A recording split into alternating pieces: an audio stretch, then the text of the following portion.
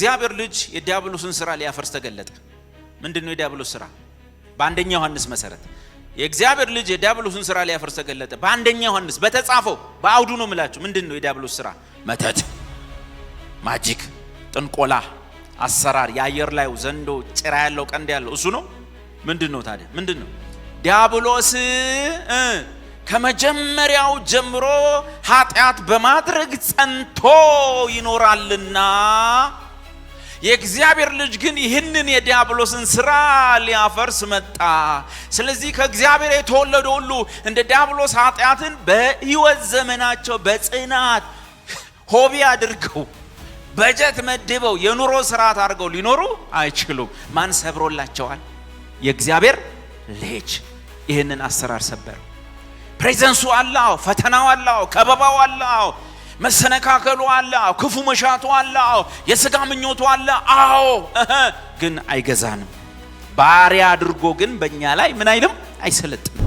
አንድ ዳግመኛ የተወለደ ሰው እኔ በጌታ ነኝ፣ ነገር ግን ይኸው 9 ዓመቴ ነው፣ የእንትን ኃጢአትን ላሸንፈው አልቻልኩም ሊል ደግሞ አይችልም። ሄደን ወደ ኋላ ነው እንጀምር። ይሄ ሰው የጤናማ ወንጌል ሰምቷል ወይ? ሲጀመር ጤናማውን ወንጌል ሰምቷል ወይስ ጴንጤ ነው ያደረግነው ብለን እንድንጠይቅ ነው የሚያደርገን። አንድ በጌታ የሆነ ሰው ኃጢአትን የሚያደርጋት ተታሎ አይደለም፣ ተሸውዶ አይደለም፣ ሰይጣን አሳስቶት አይደለም፣ የአየር ላይ አለቃ ነርቶት አይደለም። አንድ ክርስቲያን ኃጢአትን የሚያደርገው ፈቅዶና ወዶ አምኖበት አስቦ። ማናቸውም ክርስቲያን እዚህ ቤት ውስጥ እኔ ዴቪ የመጨረሻ የተመታው ደካማ ክርስቲያን ነኝ የሚል ሰው ማናቸውም ሰው ኖ የማለት ብቃት አለ። ብቃት አለ። አልተለማመድከውም። ሌላ ነገር አባትህ ሳይክል ገዝተው ቢሰጡ እላው ላይ ወጥተህ እስካልነዳ እስካልተለማመድክ ሳይክሉን መንዳት አትችልም።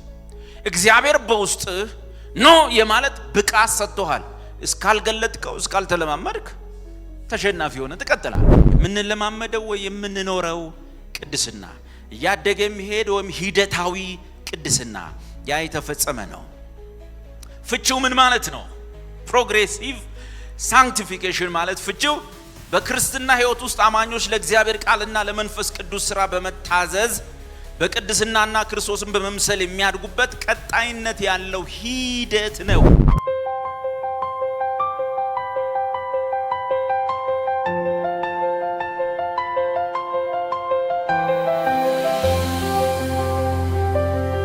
ደህና ናችሁ?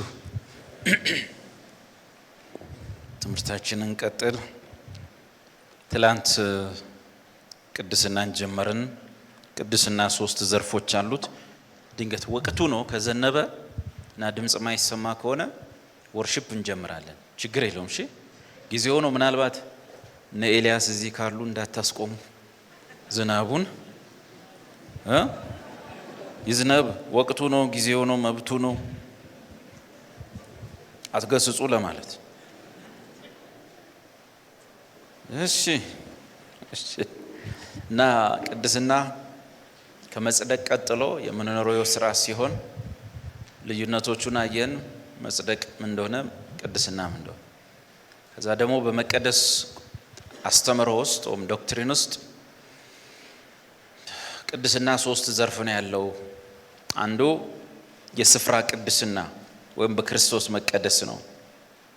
የስፍራ ቅድስና በክርስቶስ ቦታ ላይ እግዚአብሔር አማኙን አይቶ የክርስቶስን ቅዱስነት የቆጠረበት ነው። ቅዱስ ነህ ብሎ ነው። ሁለተኛው የምንለማመደው ክርስትና ነው። ኤክስፒሪየንሻል ሳንቲፊኬሽን የምንለማመደው ቅድስና እሱ ሂደት ነው ብለናል። ወደ ፍጹምነት ደግሞ አይመጣም እና እየተለማመድ ነው የኖር ነው።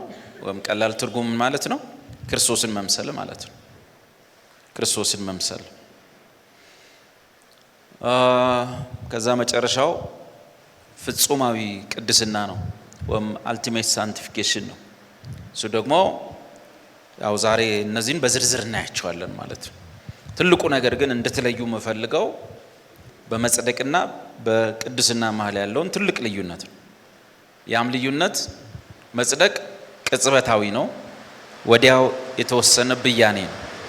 ቅድስና ግን ቅጽበታዊ ሳይሆን ሂደታዊ። በሂደት የሚፈጸም ነገር ነው። ኑሯችን ነው ማለት ነው። መጽደቅ በክርስቶስ የመስቀል ሥራ የተገኘ ነው ሙሉ በሙሉ የእግዚአብሔር ውሳኔ። ቅድስና ግን እኛ የምንሳተፍበት እንደዚህ የመሳሰሉትን ልዩነቶች በደንብ መያዝ። ከሁሉ በላይ ደግሞ መጽደቅ በሕይወት ዘመን ስንቴ ነው የሚፈጸም? አንድ ጊዜ ብቻ ነው የሚፈጸም። ሁልጊዜ አንጸድቅም። ትልቁ ነጥብ ከዛ ጋር ተያያዡ ነገር መጽደቅ በክርስቲያኑ ሁኔታ አይጨምርም አይቀንስም።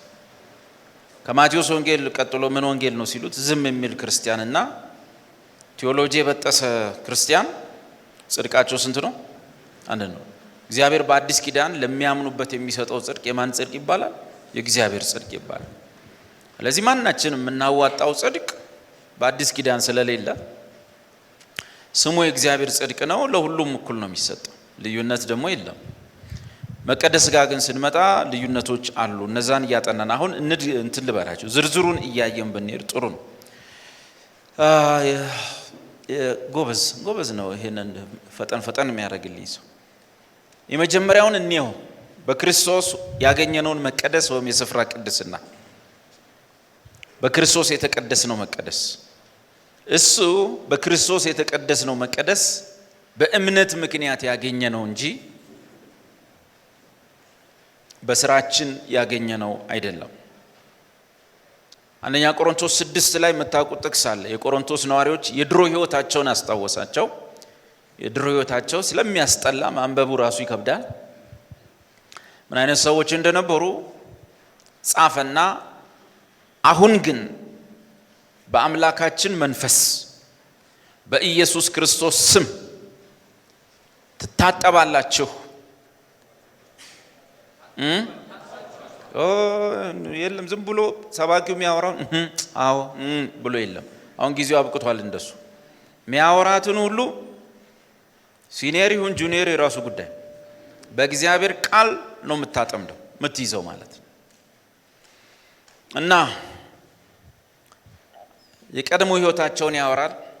የከፉ ሰዎች ናቸው። በጣም ዘግናኝ ህይወት ስርዓት ውስጥ የነበሩ ናቸው። ያ አህዛብ ቆሮንቶሳዊ በኤፌሶን ከተማ በሌሎችም ያሉ የና አርጤምስ ቤተ መቅደስ ተከታዮች ምን አይነት ኑሮ ሊኖሩ እንደሚችሉ ዘግናኝ እንደሆነ እናስባለን። የመጨረሻ የጨለማ መጨረሻ ኡርጂስ የሆነ ህይወት ነው የሚኖሩት። ስለዚህ ከዛ የመጡትን ሰዎች ነው የሚነግራቸው። ግን ይለየዋል። የድሮ ህይወታቸው ነበራችሁ ይልና አሁን ግን በሚል ይቀይረዋል። እነዚህ ንባቦች ወሳኝ ናቸው። እሺ ነበራችሁና አሁን ግን። አንዳንድ ሰው ነበራችሁን እያመጣ አንተ ላይ ነው የሚለጥፈው። መለየት አለብን። ቲቸር አስተምረውናል ድሮ ነበር ፓስቴንስ ነው፣ አሁን ግን የሚለው የአሁን ጊዜ ነው። ነበራችሁ አሁን ግን በአምላካችሁ መንፈስ በኢየሱስ ክርስቶስ ስም ታጠባችኋል። ተቀደሱ። አቤት ተቀድሳችኋል። ጽደቁ የለም ጸድቃችኋል። ከመጽደቅ ጋር አብራ የተጻፈች ቅድስና ነች እሷ። መጽደቅ አንድ ጊዜ እንደሆነ ሁሉ አብሮ የገባ ንባብ ነው። ሙሉ በሙሉ በሰውየው እንደዚህ በአካሄድ በህይወት በስርዓት ተቀደሱ የሚል የመጪ ጊዜ ንባብ ሳይሆን የተፈጸመች ንባብ ነች። በአምላካችሁ መንፈስ ታጠባችኋል፣ ተቀድሳችኋል፣ ምን ብላችኋል? ጸድቃችኋል። እሱኛው በክርስቶስ ስም በመንፈስ ቅዱስም የተቀደስነው መቀደስ ነው። የክርስቶስን ቅድስና እግዚአብሔር በእርሱ ስፍራ ላይ እኛን አድርጎ የቆጠረበት ቅድስና አንድ እሱ ነው። ስለዚህ በምናችን የሚገኝ አይደለም። በጸሎት በጾም በምልልስ በክርስትና ጥንካሬ የሚመጣ አይደለም። የነበርንበትን ዘግናኝ ህይወት ነግሮን ቀላጮች ሁሉ ነበሩበት። ቀላጭ ማለት ይሄ እኛ ሀገር ላይ ወንድ አገረድ የሚባለው ወንድ ሆኖ እንደ ሴት አክት የሚያደርግ ሴት ሆና እንደ ወንድ የምታረገው። ሴቶቹ ምንድን ባሉት እኛ ሀገር ወንዶቹ እንደ አገረድ ነው፣ ሴቶቹ ደግሞ እንደ ወንድ የሚሆኑት ከቤ የሚባሉት እነሱ ቀላጮች ይባላሉ። ሴት ሆና እንደ ወንድ ምናው ድምጿ አክሽኗ ሁሉ ወንዳ ወንድ ሲሆን ወንድ ሆኖ ደግሞ ሲልፈሰፈስ ይሄ ለምጥምጥ የሚለው አለ። እነሱ ሲሆኑ ምን ይባላል? ቀላጮች ይባላሉ። እነሱ ሁሉ ከዛ ህይወት ሁሉ የመጡ ናቸው። አሁን ግን የኃጢአት ክፋቷ ትልቅ ብትሆንም የኢየሱስ ደም ምን ያህል ትልቅ እንደሆነ አስቡ። ዘግናኝ አይነት የሕይወት ስርዓት ውስጥ የነበሩ ናቸው። ግን መጽሐፉ ትንሽ የሚገርም እኮ ነው የእግዚአብሔር ፈቃድ። አሁን ግን በአምላካችሁ መንፈስ በኢየሱስም ስም ታጠባችኋል፣ ተቀድሳችኋል፣ ጸድቃችኋል። ይሄ ያለቀ ይህች ቅድስና ነች። ቀዳሹ ኢየሱስ ክርስቶስ ነው። የተፈጸመው መቀደስ ላይ በልምምድ የምናመጣው ቅድስና ሳይሆን ያለቀች የሆነበት ምክንያት በስራዬ ማመጣው ሳይሆን በቀዳሹ ምክንያት የመጣች ስለሆነች ነው። ከዚህ የተነሳ በስፍራ ያገኘነው መቀደስ በፖዚሽናል ሳንክቲፊኬሽን በክርስቶስ ሆነን የተቀበልነው መቀደስ ቀዳሹ ኢየሱስ ስለሆነ ዕብራውያን ምዕራፍ 2 ቁጥር 11 በጣም የምታውቁት ጥቅስ አለ። የቀደሳቸውና የተቀደሱት ከስንት ቤተሰብ ናቸው? ከአንድ ቤተሰብ ናቸው። በድሮ ትርጉም የቀደሳቸውና የተቀደሱት ከአንድ ናቸው። ይሄ ከክርስቶስ ጋር አይደንቲፋይ የተደረግንበት መቀደስ፣ ከአንድ ወገን መሆናችን የተረጋገጠበት መቀደስ፣ ከእርሱ ጋር አንድ ወገን አንድ ቤተሰብ ሆነን የገባንበት መቀደስ፣ ይህ በቀዳሹ ምክንያት የተቀደስንበት መቀደስ ስለሆነ ትገባለህ ሲኦል ምናምን ተብሎ አይወራም። ለዚህኛው ቤተሰብ ቸርች ከመጣ በኋላ ሰውን በሲኦል ራሱ ማስፈራራት ቦታውን እንድንጠረጥር ያደርገናል። የመጣውት ቸርች ነው የት ነው ማለት? እሺ ሰው የት ይግባ? በእናታችሁ ሰው የሆነ ቦታ ሃይማኖት ሄደ። ከዛ የሆነ ሃይማኖት ውስጥ ካልሰገድክ፣ ካልታጠብክ፣ እንዲህ ካላረክ፣ ካልጾምክ ምናምን አትገባም ጀሃነም ነው ሲሉት ብሎ ከበደውና የሆነ ሰፈር ሄደ።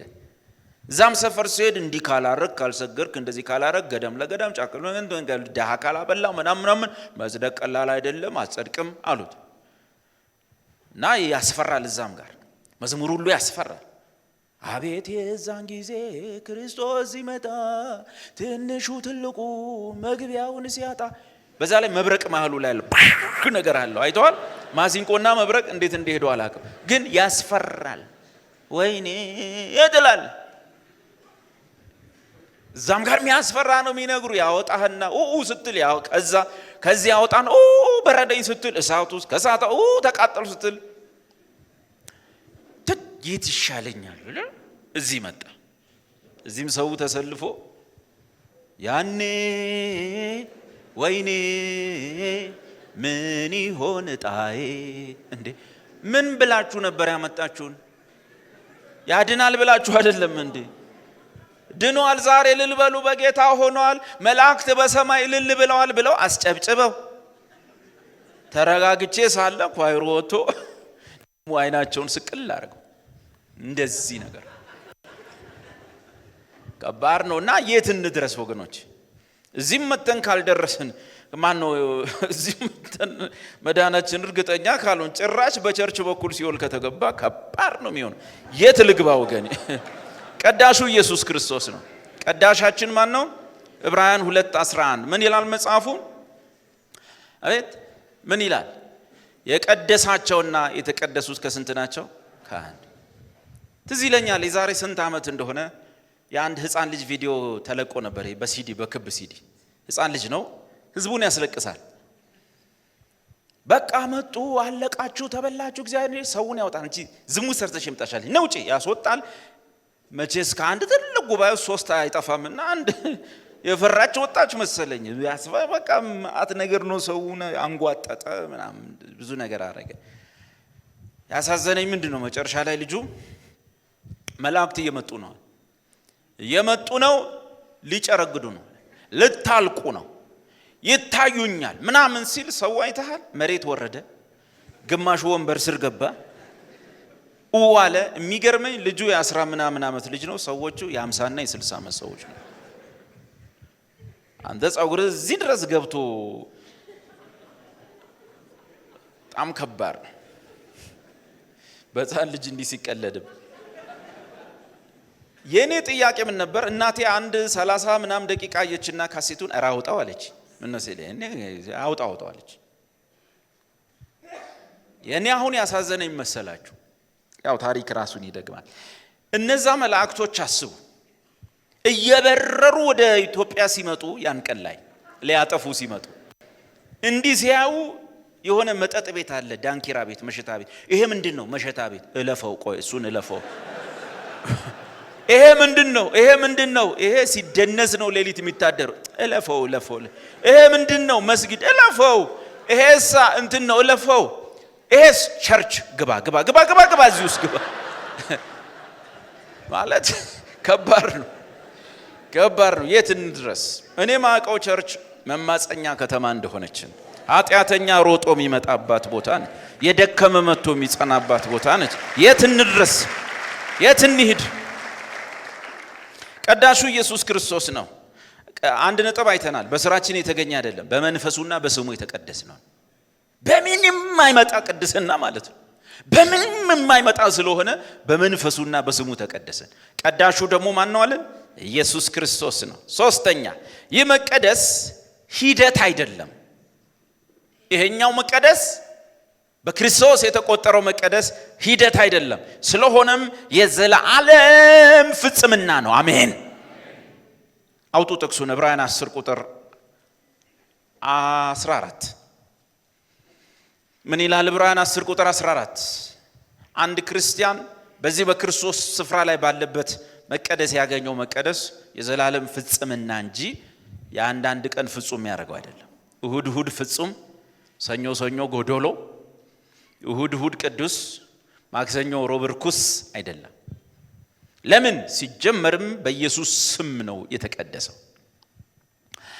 አንድ ጊዜ በማቅረብ የሚቀደሱትን የዘላለም ፍጹማን አድርጓቸዋልና አንድን መስዋዕት ያ ቅዱስ ገላ ያ ቅዱስ ሰውነቱን መስቀል ላይ ያቀረበ በዛ ቅዱስ ሰውነት እግዚአብሔር በተቀበለው በዛ ንጹህ ቁርባን በዛ ንጹህ መስዋዕት የቀደሳቸውን ወማምነውበት የሚቀደሱትን በሙሉ ከዚህም በኋላ የሚመጡ አሉ የዘላለም ምን አድርጓቸዋል?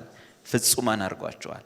ይሄ ቅዱስነት ለዘላለም በእግዚአብሔር ፊት ምን ሆነን የተቆጠርንበት ነው? ፍጹማን። መጽሐፍ እንዲህ ይላል፣ ዓለም ሳይፈጠር አስቀድሞ በፊቱ ፍጹማን ወይንም ነውር የሌላቸው ቅዱሳን ፍጹማን ንጹሃን ማለት ነው አድርጎ እንድንሆን ተወሰነልን። ኢየሱስ ቤተ ክርስቲያን እንዳላት ውዴ ሆይ ሁለንተናሽ ውብ ነው፣ ነውርም የለብሽም። እና ንባቦቹን እንቀጥል። ይህ መቀደስ ምን አይደለም? ሂደት አይደለም። የዘላለም ምን ይሆንበት ነው? ፍጹማን ይሆንበት ነው።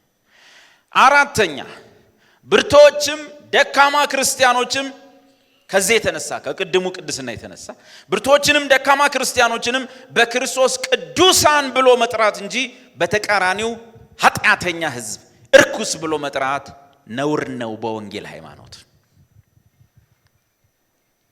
የቆሮንቶስ ቤተክርስቲያን በእንደዛ አይነት ሁኔታ ሆና በቆሮንቶስ ቤተክርስቲያን ወይም ለእግዚአብሔር ቤተክርስቲያን በክርስቶስ ለተቀደሱት ብሎ መጽሐፍ ከባድ ቢመስልም የወንጌል ውጤት ነው፣ የወንጌል እውነት ነው። ለዚህ እዚህ ውስጥ እንግዲህ ከተለያየ ቦታ ነው የመጣ ነው። በኢየሱስ ክርስቶስ የእግዚአብሔር ልጅነት እንዳመናችሁ ተስፋ አደርጋለሁ ብዙዎቻችሁ። እንዲህ ከሆነ እናንተን እዚህ ጋር ቆሜ ዛሬ ከሰው ጋር ተጨቃጭቆ የመጣ ሊኖር ይችላል። ዛሬ በህይወት ድካምም ብርታት ውስጥም ያለ ሰው ሊኖር ይችላል። እኛ በእግዚአብሔር ቃል ጥናት ዝግጅት ላይ ስለነበርን ክትት ብለን ስለዋልን ቤታችን ምናምን ከሰው አልተነካካን ይሆናል እና ከናንተ የተሻልኩ ቢመስለኝ እናንተ ደግሞ በየቦታው ውላችሁ መጣችኋልና ድንገት አሁን ዳዊት በዚህኛው ቅድስና ሰብሰብ ብለው ዛሬ የዋሉት መጽሐፍ ቅዱስ ሲያዘጋጁ ያሉት ሰዎች ይበልጡናል ብላችሁ ማሰብ የለባችሁ። እኔ እዚህ ጋር ወጥቼ ደግሞ ከየቦታው ነው ከየትም የመጣሽው ብዬ በሌላ ነገር መገለጥ የለብኝ። ይሄን ማህበር አሁን ከተለያየ ነገር ነው የመጣችሁት። ከብዙ መንገታገት በአፍ በአይን በጆሮ በህሊና ከሚመጣ መተላለፍ በዛ ውስጥ ሆናችሁ ነው የመጣችሁት። አሁን እዚህ ጋር ቆሜ ሰላም ናችሁ ቅዱሳን ብል ተገቢ ነው? ነው ወይ ወገኖች? ይሄን ህዝብ ቅዱሳን ማለት ኃጢአት አያበረታታምን? ልኩን መንገር ነው እንጂ ይሄ በማን የተቀበልነው ነው?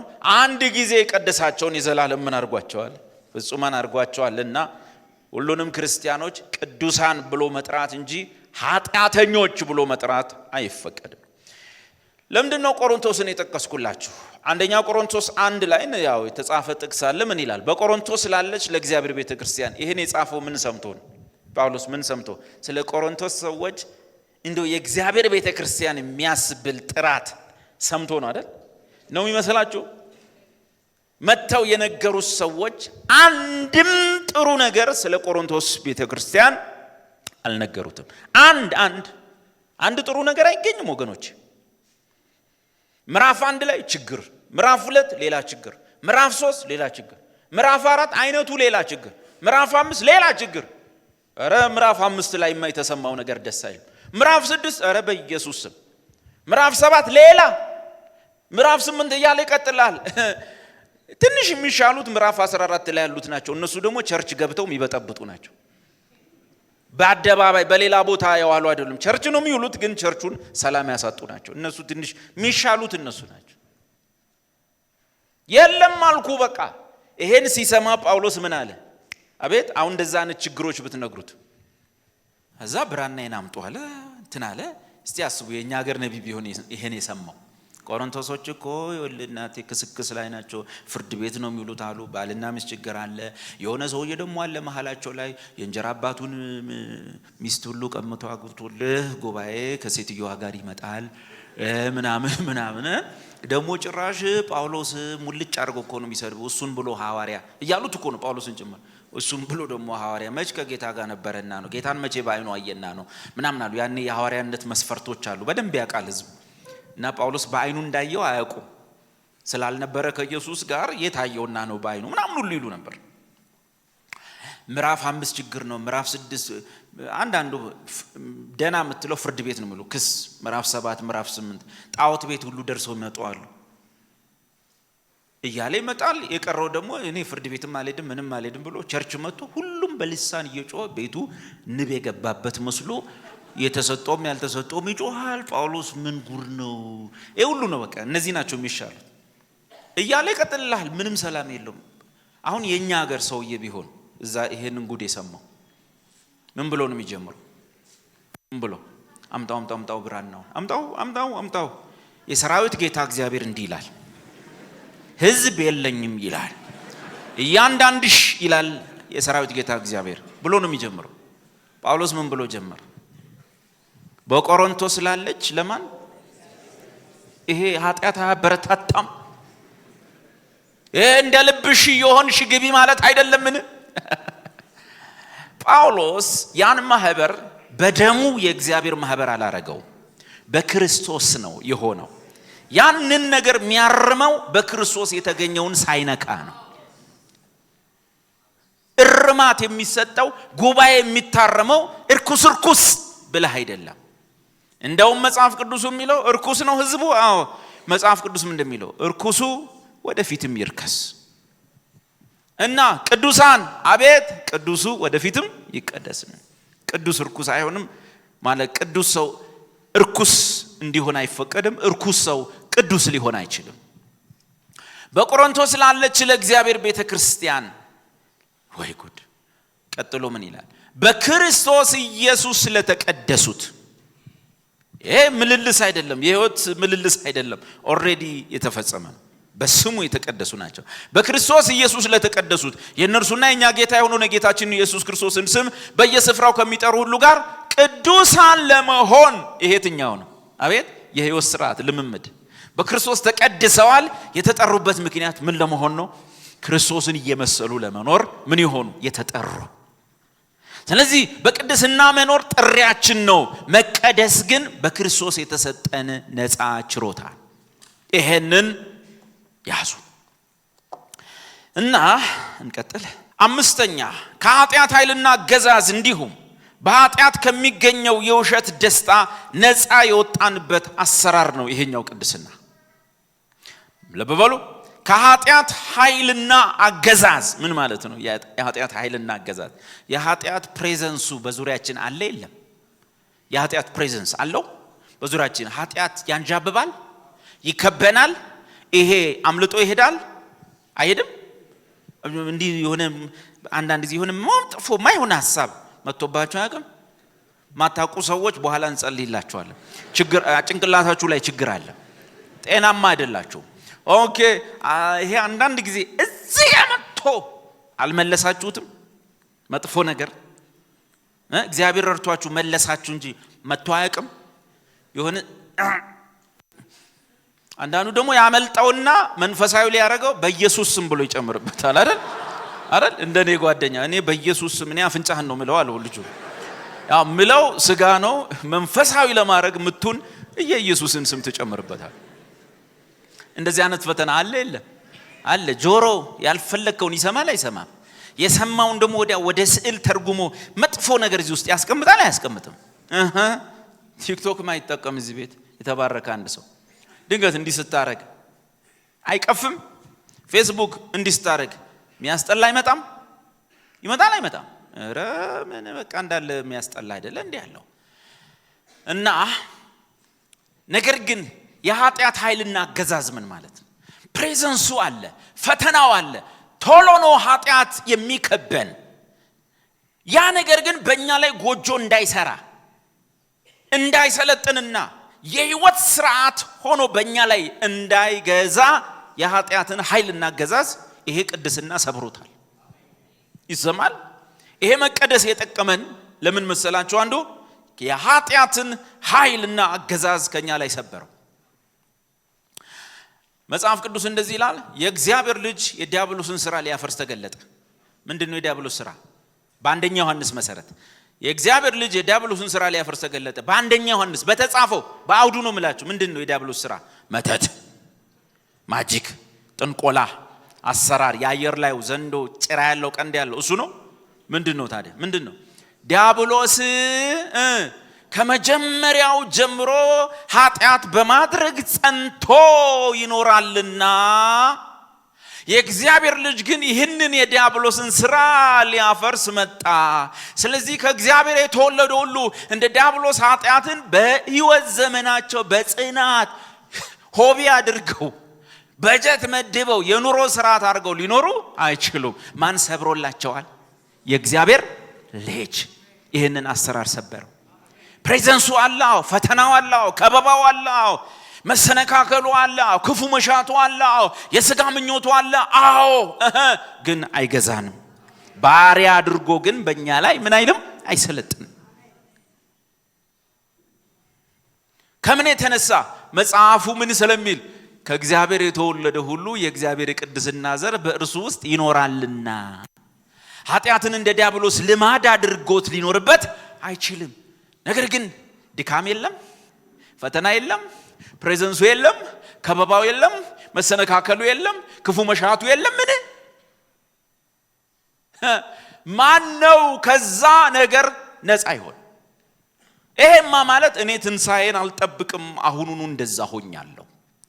ትንሣኤ ለኔ ምንም ነው፣ አሁን ሰውነቴን እኔ ራሴ የትንሣኤ አካል አልብሼዋለሁ እንደማለት። የምንናፍቀው ትንሣኤ ከዚህ ስጋ ለመዳን ነው። በዙሪያችን ካለው ስጋን ከሚያዳክመው ከበባ ነፃም እንወጣው የሞትን ቀንና የተነሳን ቀን። የኃጢአት ኃይልና አገዛዝ በእኛ ላይ ግን አሁን አይሰራም። አገዛዝ ስላችሁ ገብቷችኋል አይደል? ምኑ ነው? ስልጣን። ስድስተኛ የቅድስና። ስለዚህ አንድ አማኝ ይሄ ትልቁም ነገር ነው። ከኃጢአት ፈተናና መሰነካከል ነፃ ነኝ ሊል ባይችልም፣ እኔ ምንም ተፈትኛ አላቅም በጌታ ከሆንኩ በኋላ የሆነ መንፈስ ሆኛለሁ ሊል አይችልም። ባይችልም ግን በአንድ የሆነ የኃጢአት ልምምድ ግን እድሜ ዘመኔን ይሄውና ጌታን ከተቀበልኩ 10 ዓመቴ ነው እንትን የሚባል የኃጢአት ልማድ ግን ሊላቀቀኝ አልቻለም ሊልም አይችልም። ይሰማል? አንድ ክርስቲያን ከፈተናው ከኃጢአት ፕሬዘንስ በዙሪያው ካለው ነገር መላቀቅ አይችልም። እዚህ መሬት ላይ እስካለ ስጋ ደግሞ ለዛ ነገር የሚሳብ ነው። ለዛ ነገር የሚታለል ነው። በጎ መሻት ብቻ ሳይሆን ክፉ መሻቶችም አሉት። ይሄን መካድ አንችልም። ነገር ግን ከኃይሉና ከአገዛዙ እንደፈለገ ሊያሽከረክረን ልክ በሪሞት ኮንትሮል የሆነ ነገር እንደምታንቀሳቀስ ኃጢአት እንደዚህ አድርጎ ሊገዛን አይችልም። ስለዚህ አንድ ዳግመኛ የተወለደ ሰው እኔ በጌታ ነኝ ነገር ግን ይኸው 9 ዓመቴ ነው የእንትን ኃጢአትን ላሸንፈው አልቻልኩም ሊል ደግሞ አይችልም። ሄደን ወደ ኋላ ነው እንጀምር። ይሄ ሰው የጤናማ ወንጌል ሰምቷል ወይ? ሲጀመር ጤናማውን ወንጌል ሰምቷል ወይስ ጴንጤ ነው ያደረገው ብለን እንድንጠይቅ ነው የሚያደርገን። እና ማናቸውም ክርስቲያን ታውቃላችሁ አይደል? ከሰይጣን ኃይል በአየር ላይ ካለው አለቃ ፈቃድ ነፃ ወጥተናል አልወጣን? ወጥተናል። ስለዚህ አንድ ክርስቲያን ኃጢአት ሲሰራና የሥነ ምግባር ኃጢአት ማለት ብዙ ጊዜ ሰዎች የማይለዩት ይሄ የሥነ ምግባር ኃጢአትና በዕብራውያን ላይ ተጻፈው የክደት የሚባል አለ። ክደት የሚባል ሁለቱንም ደግሞ ሲያምታቱ ነው መሰማው። ለክደት የተጻፈውን ለሥነ ምግባር ጠቅሰው አይሆንም፣ እንደሱ አይደለም። ኢየሱስ የፈጸመውን ከመካድ በላይ አላምንም ከማለት በላይ ሰምቶ አይ እኔ እንጃ ይሄ ነገር አይመስለኝም ብሎ ከመሄድ በላይ ኃጢአት የለም። ሰማል። ይሄማ በስጋ የደከመው ወንድም በሁሉም ላይ ያለ ስጋ ፈተና አለ፣ እግዚአብሔር ይረዳዋል፣ ይነሳል፣ ይቆማል። ይሄ ግን ሞት የሚገባው ኃጢአት። ለዚህ ምን ብለን እንጸልያለን? እና ፈተናው ሊኖር ይችላል። አንድ አማኝ ኃጢአት ሲሰራና ሰፈር ልጅ የሰፈሩ ሰው በጌታ ያልሆነ ሰው ኃጢአት ሲሰራ አንድ ትልቅ ልዩነት አለ። እኛ በአየር ላይ ካለው አለቃ ፈቃድ 100% ነፃ ነን። ማለት ጭንቅላታችንን እንዲህ ተቆጣጥሮት ሄዶ እንካ ቀመስ ብሎ ኃጢአትን ሊያቀምሰን የሚችለው ፈቃድ ከኛ ተቋርጧል። እነሱን ግን ፈለጉም አልፈለጉም እኔ ሁለተኛ ማጨስ አልፈልግም ይው ብሎ በንስሐ አባቱ ተገዝቶ ወደ ጓሮ ሄዶ ሳብ ሁለተኛ አልጠጣም በቃ እዚሁ መጠጡ ይምጣ ጠጅ ቤት አልሄድም ብሎ በስንተኛው ቀን ምንም እዚህ ጩኸትም የለም ግርግር የለም ሊሂድ ብሎ እየተነዳ ይሄዳል። ባይፈልግም ያደርጋታል። እንዲህ ተጠምዝዞ ነው ኃጢአት የሚሰራው በጌታ ያልሆነ ማንም ሰው። እና አንድ በጌታ የሆነ ሰው ኃጢአትን የሚያደርጋት ተታሎ አይደለም፣ ተሸውዶ አይደለም፣ ሰይጣን አሳስቶት አይደለም፣ የአየር ላይ አለቃ ነርቶት አይደለም። አንድ ክርስቲያን ኃጢአትን የሚያደርገው ፈቅዶና ወዶ አምኖበት አስቦ ማናቸውም ክርስቲያን እዚህ ቤት ውስጥ እኔ ዴቪ የመጨረሻ የተመታው ደካማ ክርስቲያን ነኝ የሚል ሰው ማናቸውም ሰው ኖ የማለት ብቃት አለው። ብቃት አለ። አልተለማመድከውም ሌላ ነገር። አባትህ ሳይክል ገዝተው ቢሰጡ እላው ላይ ወጥተህ ካልነዳ ካልተለማመድክ ሳይክሉን መንዳት አትችልም። እግዚአብሔር በውስጥ ኖ የማለት ብቃት ሰጥቶሃል። እስካልገለጥከው እስካልተለማመድክ ተሸናፊ ሆነ ትቀጥላለህ። እነዛ ግን አንፈልግም፣ ሁለተኛ አልቅምም፣ ሁለተኛ አላጨስም፣ ይሄው ውጉስ ከማሪዎስ በሉኝ ምናምን ቢሉም በሳምንቱ የተወውን ሁሉ ደርቦ ነው የሚጀምረው። ካቆመበት ነው የሚቀጥለው። አንድ አማኝ ዳግም የተወለደ ግን የኃጢአት ልማድ ውስጥ እድሜ ዘመኑን በአንድ የኃጢአት እስራት እድሜ ዘመኑን ሊኖር ፈጽሞ አይችልም። አእምሮ በአየር ላይ ካለው ፈቃድ ነፃ ወጥቷል። በስጋው ፈተና አለ። አዎ መንፈስ ሆኗል። እራሉ ሆነ የኃጢአት ፕሬዘንስ ዙሪያው አለ። አዎ ቶሎ ኃጢአት እንደ ደመና ይከበዋል። አዎ ይሰናከላል። አዎ ክፉ መሻት ይመጣበታል። አዎ የስጋ ክፉ ምኞት ይመጣበታል። አዎ ግን መግደል ይችላል። አዎ ኖ ማለት ይችላል። አዎ ካደረገስ አምኖበት ነው። ሂሳብ ሰርቶ ካልኩሌት አድርጎ በቃ እቺን ነገር በቃ አምራኛለች እቺን ነገር ላንሳት በቃ በኢየሱስ ስም እያለ ነው የሚያነሳት። ይሄ የተፈጸመ ቅድስናን በተመለከተ የተሰጠን መቀደስና ያገኘነው አቅም ነው። የምንለማመደው ቅድስና ነው። ቶሎ በፍጥነት የምንለማመደው ቅድስና ወይም የምንኖረው ቅድስና ወይም የሚያድግ ቅድስና ወይም ሂደታዊ ቅድስና ነው። አንዳንድ መጽሐፍቶች ኤክስፔሪንሻል ሳንቲፊኬሽን ቅድም ያልነውን ፕሮግሬሲቭ ሳንቲፊኬሽን ይሉታል። እንደውም ብዙ መጽሐፍቶች ፕሮግሬሲቭ ለምን እንደሚለው እያደገ እየተለማመድ ነው የሚመጣ ስለሆነ ነው። እኛ አበሾች ነን በእኛ እንጠራዋለን ምን የምንለማመደው ወይ የምንኖረው ቅድስና እያደገ የሚሄድ ወይም ሂደታዊ ቅድስና ያ የተፈጸመ ነው። ፍቺው ምን ማለት ነው? ፕሮግሬሲቭ ሳንክቲፊኬሽን ማለት ፍቺው በክርስትና ሕይወት ውስጥ አማኞች ለእግዚአብሔር ቃልና ለመንፈስ ቅዱስ ሥራ በመታዘዝ በቅድስናና ክርስቶስን በመምሰል የሚያድጉበት ቀጣይነት ያለው ሂደት ነው። ምን በማድረግ አማኞች ለእግዚአብሔር ቃልና ለመንፈስ ቅዱስ ሥራ በመታዘዝ በቅድስናና ክርስቶስን በመምሰል የሚያድጉበት ቀጣይነት ያለው ግቡ ማንን መምሰል ነው? ክርስቶስን እየመሰሉ መቀየር አካባቢህን ከመምሰል እሱን ወደ መምሰል አባታ አሳድገው ነው አባቴ እንዲህ ምናምን አነው ከአባታ አልፎን እናቴ እንዲህ ነች ታልፍና በዙሪያ መጽሐፍ ቅዱስ እንደዚህ ይላል። መሰረቱ ላይ ከቆምን በኋላ አንዳንዱ ሰው መሰረቱ ላይ ራሱን በምን ያንጻል? በወርቅ በብር በከበረ ድንጋይ። እዛው ዘሴም መሰረት ክርስቶስ ላይ ሆኖ ደግሞ አንዳንዱ በሳር ባገዳ በእንጨት ያንጻል። ምን ማለት ነው? ወርቅ ብር የከበረ ድንጋይ በእግዚአብሔር ቃል ውስጥ ክርስቶስን ያገኙ ያወጡ የቆፈሩ ያወጡ ክርስቶስን መምሰል ነው። ሳር አገዳ እንጨት የት ነው የምናገኘው? ሰፈር ነው። መሬት ውስጥ ቆፍራ አታወጣቸው። ወርቅ ብር የከበረ ድንጋይ ጎርጉረ ቆፍረ ለፍተ ብለ ነው እዚህ ውስጥ ገብተ ነው ማዕድኑን የምታወጣው። ጊዜ መስጠት ይጠይቃል። ቃልህ ወርቅ ከብር ይልቅ የተወደደ ነው ተብሎ ተጽፏል። ይበልጣል ተብሎ ተጽፏል። ይሄ ማለት ነው። ሌላው ግን በእንጨት ባገዳ እንጨት አገዳ ደግሞ ቆፍራ አታገኝም። ተጭ ብለ ዞር ስትል መንገዱ ሁሉ እንጨት አገዳ ሳር ነው። መሬቱ ሁሉ ሳር ነው። ባጭሩ ምንድነው? እንደ ጎረቤትህ መኖር። ሁለቱም ክርስቲያን ናቸው። ሁለቱም መሰረቱ ላይ ናቸው የቆሙት። በክርስቶስ በተፈጸመ ቤዛነት ላይ ድነዋል። ነገር ግን ራሳቸውን የሚያንጹበት መንገድ አንዱ በቃሉ ነው፣ አንዱ በጎረቤቱ ነው። ሰፈሩን ቁጭ እናቱ በጌታ ነው እናቱ እንደወለደችው እስካሁን። ለዚህ ነው አንድ ሴት እንኳን ስታገባ ልጁ ጴንጤ ስለሆነ ማግባት የሌለባት። ጴንጤ ነው አሁን መሰረቱ ላይ ቆሟል። ከዳኔ በቋል እግዚአብሔር ይመስገን። አንቺን የመሰለ ሰው ግን ለማግኘት ራሱን በምን ማነጽ አለበት? በሳር ባገዳ። ለዚህ ነው ሁለት አይነት ወንዶች አሉ በቸርች ውስጥ። በወርቅ በብር በከበረ ድንጋይ የሚያንጹ፣ በሳር ምናምን ሰፈሩን መስለው የሚኖር፣ ጎረቤቱን መስለው የሚኖር። አንድ ቀን ስታወሩ የመጽሐፍ ቅዱስ ጥቅስ ካፎቶ ማያቅ። ሰሞኑን የሆነ እንትን ላይ ምናምን ብሎ ኔትፍሊክስ ላይ ተሻለ ምናምን ብሎ ነው የሚያወራው።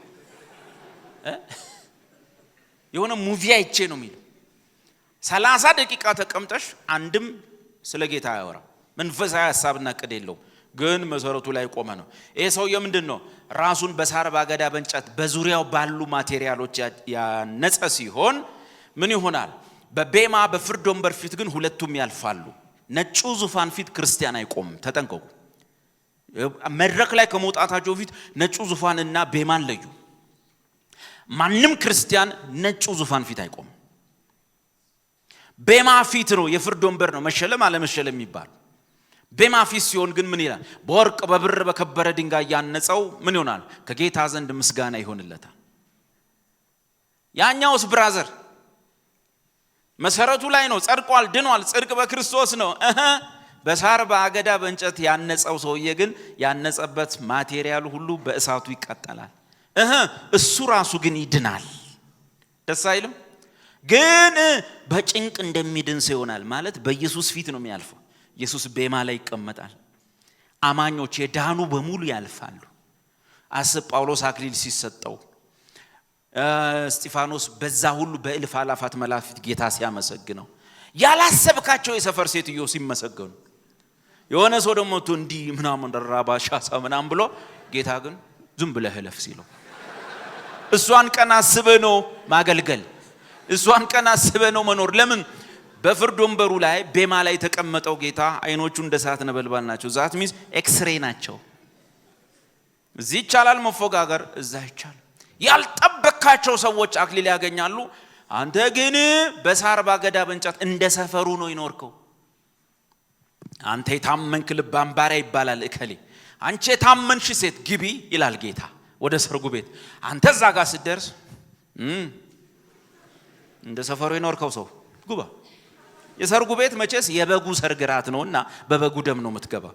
እዚህ ጋር ያለውን የጌታን ምስጋና ግን አታገኝ። እና የሚያድግ ቅድስና በክርስትና ሕይወት ውስጥ አማኞች ለማን ቃል የሚታዘዙበት ለእግዚአብሔር ቃል እየተገዙ ለመንፈስ ቅዱስ አሰራር እየተገዙ በቅድስና ኢየሱስን ለምሳሌ የሚያድጉበት ነው ተግባራዊ ገጽታው። አማኞች ቀስ በቀስ የኃጢአትን ምኞት ገድለው ወይም እየገደሉ የክርስቶስን ምሳሌ የሚለብሱበት በዳግም መወለድ የተሰጣቸውን አዲስ ሕይወት የሚተገብሩበት አፈጻጸም። እዛ ጋር ያለቀ ነገር አለ። ያንን ኤክሰርሳይዝ የሚያደርጉበት ትላንት እንደነገርኳችሁ እድል ነው። እግዚአብሔር እኮ ቢፈልግ በቃ ፓስተሮቻችሁን ምሰሉ ቢለን እኮ ይችል ነበር። ግን እድለኞች እንደሆንን በዚህ ተረዱ። ማን እንድንመስል? ልጁን እንድንመስል። ጳውሎስ ራሱ እንዲህ አለ፣ ኧረ እኔን ምሰሉ። ምን እያረክ ነው? እኔ ክርስቶስን እንደምመስል። ገብቷችኋል? እኔን ምሰሉ አይደለም ያለው፣ ተጠንቅቃችሁ አንቡት። እኔ ክርስቶስን እየመሰልኩ ነው እና እንደ እናንተ እኔን ምሰሉ እንጂ። ምን ማለት ነው? ክርስቶስን ለመምሰል ጀምሩ እንጂ ማለት ነው። ይሄ ኢየሱስን የመምሰል ይሁን። እኛም ሁላችን ይላል እንግዲህ እድገት ነው፣ ተግባራዊ ገጽታ። ይሄን ተግባራዊ ነገር ቀስ በቀስ የኃጢአትን ምኞት ያስወገድን ተጽዕኖቻችንን የተላቀቅን ኢየሱስ ዮሐንስ 8 ላይ ትዝ ይላችኋል። ያመኑትን አይሁድ ነው የሚለው። ያመኑትን አይሁድ እናንተ በቃሌ ብትኖሩ እውነትን ታውቃላችሁ። በቃሌ ብትኖሩ እውነትን ታውቃላችሁ፣ እውነትም አርነት ያወጣችሁ። ከምንድን ነው አርነት የምንወጣው? ከኃጢአት። ቃሌን ስታውቁ እውነትን ታውቃላችሁ። ከኃጢአት ኃይል ነፃ የሚያወጣው ምን? እውነት ነው ቃሉ። እና የክርስቶስን ምሳሌ እየለበስን የምንሄድበት በዳግም መወለድ። አየ ዝም ብሎ እንትን እንዲህ ያለ እንትን ያሉ የሰፈር ተረት ከመተረት እንዲህ ያለ ጳውሎስ እያልክ ትቀየራል። አፍ ይቀየራል። በትንሽ በትልቁ የሆነ የምታወራው ነገር እንደ ቃሉ ይሆናል።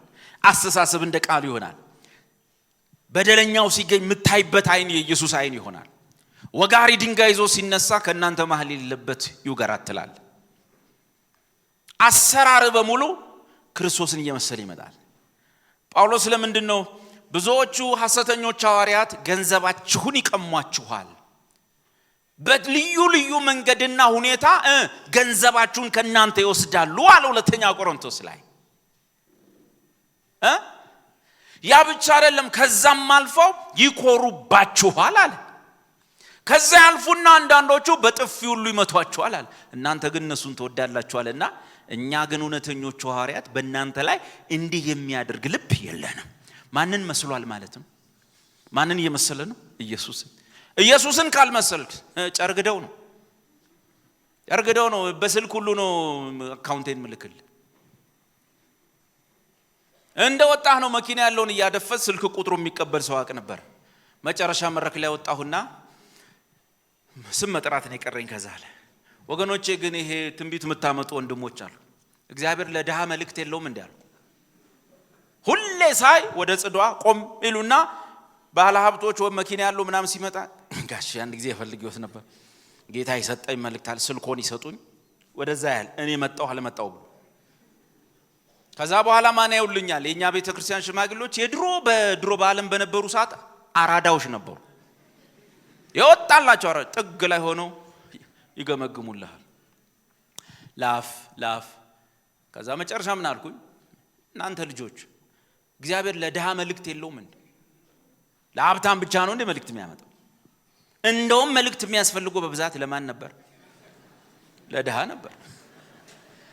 አማኞች ቀስ በቀስ የኃጢአትን ነገር እየገደልን የምንቀየርበት ተግባር ያፈጻጸም ነው። ጥቅሳለን እዚህ ጋር እኛም ሁላችን በመጋረጃ በማይከደን ፊት የጌታን ክብር እንደ መስታወት እያንጸባረቀን ወይም እያሳየን ከክብር ወደ ክብር። ይሄ በደንበኛ ውስጥ ሌላ ጥቅስ ይሄ አዳዲስ የሚመጡ ትርጉሞች እንትን ይሉናል። በቃላችሁ ታውቁት የለ እኛም ሁላችን በመጋረጃ በማይከደን ፊት ያንን መልክ እንመስል ዘንድ አይደል? የእግዚአብሔርን ልጅ የኢየሱስን ክብር ሳንሸፍን ያንን መልክ እንመስል ዘንድ ከክብር ወደ ክብር ምን ሆናለን? እንለወጣለን። አሁን አንድ ክርስቲያን ከዳነ በኋላ ከጸደቀ በኋላ ድሮ በጌታ ሳይሆን እውነት ነው ፋንድያ ላይ ነበር። ከዛ በኋላ በጌታ የሆነ ሰሞን ምን ይላል? ከፋንድያ ላይ ከፍ አረገን። በቃ ድኗል ማለት ከፋንድያ ወጥቷል። እዛ ጋር ግን ይሄኛውን ህይወት ሲጀምር ማለት ነው አሁንም ከፋንድያ ላይ ማለት የለበትም። ምንድነው የሚለው? ያው ዘማሪ የዘመረውን መቀጠል። ያ ዘማሪ እኮ መጀመሪያ ላይ ከፋንድያ ላይ ያለው ቆየና በጌታ ቤት ሲቆይ ምንድነው ያለው? ከክብር ወደ ክብር እንሻገራለን ኢየሱስን ይዘን ማነው የሚቋቋምን ግናና አለ። ሰው ግን እዚህ ጋር መጥቶ ከፋንድያ ላይ እሱ እዛኛው ጋር ጨረስከው ጸደቅ። አሁን ከክብር ወደ ምንድነው? ወደ ክብር ነው። ጌታን የተቀበልኩ ሰሞን እሱን ትዘምራለህ። አሁን ከዚህ በኋላ ያለው ግን ክርስቶስን ወደ መምሰል ማደግ ነው። እኛ ሁላችን በመጋረጃ በማይከደን ፊት የጌታን ክብር እንደ መስታወት እያብለጨለጭን እግዚኦ የማንን ክብር? የጌታን ክብር እንደምን እያብለጨለጭን? እንደ መስታወት። ምን ማለት ነው? መስታወት የሰው አይን ላይ ብልጭ ስታደርጉ ሰውየው ይመቸዋል አይመቸው? ያበራችሁበት ሰው እረ ድገመው ይላችኋል። ምንድነው የሚሉ? ምንድነው አንተ አይኔ ላይ የምታበራው ይላል አይደለም? ክርስቶስን ስትመስሉ ሰው አይመቸውም። እሱን እየመሰልክ ስትመጣ አካባቢ አትመቻቸው። ሕግና መንግስት ራስ ስላለ እንጂ አትመቻቸው። ባጭሩ እንደ መስታወት እያብለጨለጭን መንፈስ ከሚሆን ጌታ እንደሚደረግ ያን መልክን መስል ዘንድ ምን ኢየሱስ ምድር ላይ የኖረበት የእግዚአብሔር አይነት ክብር፣ እግዚአብሔር የሕይወት ሥርዓት፣ የክርስቶስ ምልልስ ያን መልክ እንመስል ዘንድ ከክብር ወደ ክብር ምን እንሆናለን? እንለወጣለን። ቀጥዩ ማስታወሻው እናቴ ቀጥዩ የልምድ መቀደስ ወይም የምንለማመደው ቅድስና ቁልፍ ገጽታዎች። አንደኛ በመከናወን ላይ ያለ ሂደት ነው። የጨረስነው አይደለም፣ ምን ጨርሰው አይደለም፣ እዛ ጋር ያለው አይደለም። የምንለማመደው ቅድስና በመከናወን ላይ ያለ ሂደት ነው። ስለዚህ ሰዎችን ይሄንን ነገር እንዲለማመዱ እናበረታታለን። ግን በአንድ ጊዜ መልአክ ሆናላችሁ የሚል ትምህርት ግን የለም። ይሄማ መንፈስ ነን ከሚሉት ጋር አንድ አይነት ነው። መንፈስ ሆናችኋል ማለት ነው። የምንቀጥለው ሂደት ነው። በመከናወን ላይ ያለ ሂደት ነው። ሁለተኛ የመንፈስ ቅዱስና የአማኙ ተሳትፎ አለበት። በኋላ እናየዋለን። መሞትና ሕያው መሆን የሚል መርህ አለው። በመታዘዝ ላይ የሚያተኩር ነው። በዚህ ህይወት ላይ ፍጹም አይሆንም እና የተመሰረተው ደግሞ ቅድም በተሰጠን የስፍራ ቅድስና በሱ ላይ መሰረት አድርጎ የሚቀጥል የሕይወት ሥርዓት ነው። ቀጥሎ ማብራሪያው እናገኛለን። በመከናወን ላይ ያለ ሂደት ነው ማለት ምንድነው? የምንለማመደው ቅድስና የአንድ ጊዜ ክስተት አይደለም። በአንድ ጊዜ ዛሬውኑ ተነስተን መልአክ የምንሆንበት ሥርዓት አይደለም። ቀጣይ ነው። ይልቁንም ከቅዱሱ መንፈስ ጋር በመተባበር የሚከናወን የእድሜ ልክ የእድገት ጉዞ ነው። ጥቅሱን ትንሽ ለማየት እንሞክር። ፊልጵስዩስ 3:12 ላነበው። ፊልጵስዩስ 3:10 አሁን እንዳገኘው ወይም አሁን ፍጹም እንደሆንኩ አይደለም፣ ነገር ግን ስለርሱ በክርስቶስ ኢየሱስ የተያዝኩበትን ያንን ደግሞ ይዛለሁ ብዬ እፈጠናለሁ። ወንድሞቼ እኔ ገና እንዳልያዝኩት እቆጥራለሁ። ነገር ግን አንድ ነገር አድርጋለሁ፣ በኋላ ያለውን እየረሳው በፊት ያለውን ለመያዝ እዘረጋለሁ። ይሰማል። የባለፈውን ፓስት ላይፍ፣ የባለፈውን አሳፋሪ ታሪክ ወደፊት እንዳልገፋ የሚያደርገኝን መረጃዎች እነዛን ሁሉ ሽምጥጥ አድርጌ ክጄ። አማኝ ማለት ምን እንደሆነ ታውቃላችሁ? ከሃዲ ማለት ኢየሱስን ያመነ ሰው በደሉን የካደ ማለት፣ እግዚአብሔር ያስወገደለትን ከእግዚአብሔር ጋር ሆኖ ተወግዷል የሚል ማለት። አንድ ምርጥ አማኝ ላሳያችሁ። ጴጥሮስ ይባላል። ጴጥሮስ ኢየሱስን ስንቴ ነው የካደው? 3 አላቆም። ከ3 ቀን በኋላ ኢየሱስ መጣ። እወድሃለሁ እንደምወድህም አንተ ታውቃለህ። ስንት ጊዜ? 3 ጊዜ። ምን አረገ ማለት ነው? መካዱን ካደ። 3 ጊዜ የካደውን አላቀውም ያለውን ከማወቅ አልፎ ግጥም አድርጌ ነው የምወድ። ይሄ ምርጥ አማኝ። ሽምጥጥ አድርገ ከ3 ቀን በፊት ምን እንደሰራ ምንም ሳታነሳ ሪፖርቱ መረጃው ምናምን ሁሉ ምንም እንዳልተፈጸመ አድርገ ትወደኛለህ? አዎ ወድሃለሁ ጌታ ደግሞ አይገርምም? ጴጥሮስ ገና የተከሰተለ ከ3 ቀን በኋላ ጌታ መጣ። ስምዖን ጴጥሮስ ትዝብት ነው ትርፉ። እኔስ ተነሳሁ ይብላይላንተ የማይል ጌታ ክብር ለሱ ይሁን። ምንም አላነሳለትም። ለምን? ለዛች የጴጥሮስ 3 ክህደት ጭምር ኢየሱስ መስቀል ላይ ሞቷል። ጴጥሮስ ኢየሱስን የካደው ከመስቀሉ በፊት እንደሆነ አትርሱ። ወስደው ሰቀሉት። የኢየሱስን የጴጥሮስን ከ3 ቀን በፊት የነበረች ኃጢአት ኢየሱስ ተሸክሟል። ስለዚህ ኢየሱስ አወራው ማለት አልተሸከመውም ማለት፣ አላስወገደለትም ማለት። ካስወገደለት ደግሞ አይነሳም። መጥቶ የሚጠይቀው የፍቅር ጥያቄ ዮና ልጅ ስምዖን ሆይ ትወደኛለህ? እወድሃለሁ። ሰውየውስ አታደንቆም? እምነቱን አታደንቆም? ሽምጥጥ ያስሺ መሐሪ ነው። ያስሺ በደሙ የተሰራውን ትልቅ ነገር ያውቃል። ያስሺ የዚህን ሰው ኃጢአት እንደተወገደ ያውቃል። ይሄ እኮ ያውቀት የለው ግን አድናቂው ነኝ እና ትወደኛለህ? አዎ። ሶስተኛ ትወደኛ እንደምወድ ራስህ ታውቃለህ። መካዱን የካደ ትክክለኛ ሰው ይሃማኝ ይባላል። እና የባለፈውን የረሳህ ሰዎች ምን ነው ድሮ እዛ ከኛ ጋር ጎንበስ ቀናት ለሌለ እንደ በየገዳሙ የለህም አንተ እሱ አይደለም። አንተ ምን ነው ድሮ እንደዚህ ያልነበርክ እንዴ? የለህም። እሱ በጥምቀት ተቀብሮ ተገላግለዋል። አሁን ምንድነው? የፊት ለፊቱን ለመያዝ መፍጠን ነው፣ መሄድ ነው። ቅድስና እየረሳ መጓዝ። ማንም ሰው በ2000 እንትን ትዝ ይልሻል እንዴት እንደነበርሽ ምናምን እርሱት። ያለዚያ ወደፊት መሄድ አትችሉ። ኃጢአት ትልቁ አስቸጋሪ ገጽታው ወኔ ማሳጣቱ፣ አቅም ማሳጣት፣ ድፍረት ያሳጣል። የምንለማመደው ቅድስና አንድ ጊዜ ክሰስ አይደለም። ይልቁንም ከመንፈስ ቅዱስ ጋር በመተባበር የምንጓዘው የእድሜ ልክ የድገት ጉዞ ነው። ቀጥታ የመንፈስ ቅዱስና ያማኙ ተሳትፎ ምን ማለት ነው? የመንፈስ ቅዱስ ስራ አማኞች የተቀደሰ ህይወት እንዲመሩ ምን ይሰጣቸዋል? ኃይል ይሰጣቸዋል። አሁን በሌላ ሃይማኖት ያለውና ይለዩልኝ። በሌላ ሃይማኖት የቅድስና ትምህርት አለ፣ ግን መንፈስ ቅዱስ አይደለም ያግዛቸው። ሞክር፣ በርታ፣ አይዞ፣ አቤት ጎበዝ። ለማን ነው የሚጨበጨበው? ስጋ ሲጣጣር፣ ስጋ በብዙ ጾም ራሱን ሲያደክመው፣ ስጋ በሆነ ነገር ራሱን ለመቀየር ሲሞክር፣ ደርሶ ኮስታራ መሆን ሲጀምር ኧረ ስጋ አጨብጭቡለት ይባላል።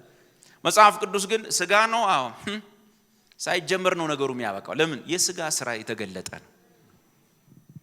ስለዚህ መንፈስ ግን በእኛ ሲሰራ ሌላ ጉዳይ ነው። እኛ ለብቻችን ታገሉ የተባልን አይደለም። እንደ ሙሴ ወንጌል ህግ ሰጥቶ አቅም የማይሰጥ አይደለም። ህግ ወይንም ኦሪቱ መመሪያ ይሰጣል፣ ህግ ይሰጣል፣ መፈጸሚያ አቅም አይሰጥም። አቅምሳ እንዴት ነው ስትለው ከራስ ሞክር። በዛ ላይ ደግሞ ሲሰጥ በትልቅ ድንጋይ ላይ ጽፎ ነው። መልእክት አለው። ካልፈጸምክ በዚሁ ድንጋይ ትወገራለህ። ወይ ፈጽመው ወይ ልውገር ነው። በድንጋይ ላይ ሲጻፍ ወገር አስከትሎ ይሄኛውሳ ጸጋ ግን ኃጢአተኛነትና ለማይምኞት የምንክድበትን ነገር ያስተምረናል። መንፈስ ቅዱስ አማኞች የተቀደሰ ህይወት እንዲኖሩ ኃይል ይሰጣቸዋል። የአማኙ ኃላፊነት ምንድነው? ይህ ሂደት የአማኞችን ንቁ ተሳትፎና ታዛዥነት ይጠይቃል። ለመንፈስ ቅዱስና ለእግዚአብሔር ቃል እሺ ባይ መሆን ያስፈልጋል። በቃል ውስጥ ለምናነባቸው ነገሮች ወደ ልምምድ ለማምጣት ቃሉን ወደ ተግባር ለማምጣት ቃሉን እንደ እግዚአብሔር የሚናገር ማንም ቢኖር እንደ እግዚአብሔር ቃል ይናገር ይላል። እንደ እግዚአብሔር ቃል ለመናገር እንደ ኢየሱስ ለማሰብ ፈቃደኛ መሆን ያስፈልጋል። እግዚአብሔር ሆይ እኔ ፈቃደኛ ነኝ። ልጅን የመሰልኩ ለመኖር ፈልጋለሁ። ዝም ብሎ ተራ ዜጋ ሆኜ መኖርና መሞት አልፈልግም። ይሄንን እድል መጠቀም እፈልጋለሁ። ስለዚህ መንፈስ ቅዱስ ሆይ ምራኝ፣ እግዚአብሔር ሆይ በቃል አስተምረኝ ብሎ ሰውየው ፈቃደኛነቱን ያሳያል። መንፈስ ቅዱስና የሰውየው ፈቃድ ተባብረው ሰውየውን የቅድስና ህይወት ያስጀምሩታል፣ ያለማመዱታል እንጂ ደርሶ እንደው ምንም በሌለበት መንፈስ ቅዱስ አብሮ ሰራተኛ ባልሆነበት ከራስ አምጣው ከየትም ማምጪው ፍጩ ነው እንደዛ አይነት ነገር የለው። መጽሐፍ ቅዱስ በቅድስና ህይወታችን ውስጥ ዋናው ሰራተኛ መንፈስ ቅዱስ እንደሆነ ይነግረናል። ስለዚህ ተስፋለን ማለት ነው። እቺኛዋን ቃል ምን ትላለች? በፍርሃትና በመንቀጥቀጥ የራሳችሁን መዳን ፈጽሙ። ስለ ፈቃዱ በዚህኛው ስለማይዘጉት ነው የሚቸገሩት። ስለ በጎ ፈቃዱ መፈለግንም ማድረግንም በእናንተ የሚሰራ ማን ነውና? እግዚአብሔር ነውና ምን አድርጉ? በፍርሃትና በመንቀጥቀጥ የራሳችሁን መዳን ፈጽሙ። ምንድነው የራሳችን መዳን? የዘላለም ሕይወት ከእግዚአብሔር ፍርድ መዳን ነው። የራሳችንን መዳን መፈጸም ምን ማለት ነው? አማርኛው ትንሽ ለምን እንደሆነ ሽፍና አድርጓል። ግን 2 ቀን 3 ቀን እዚች ጥቅስ ጋር የቆየ ሰው ወዲያው ያገኘዋል።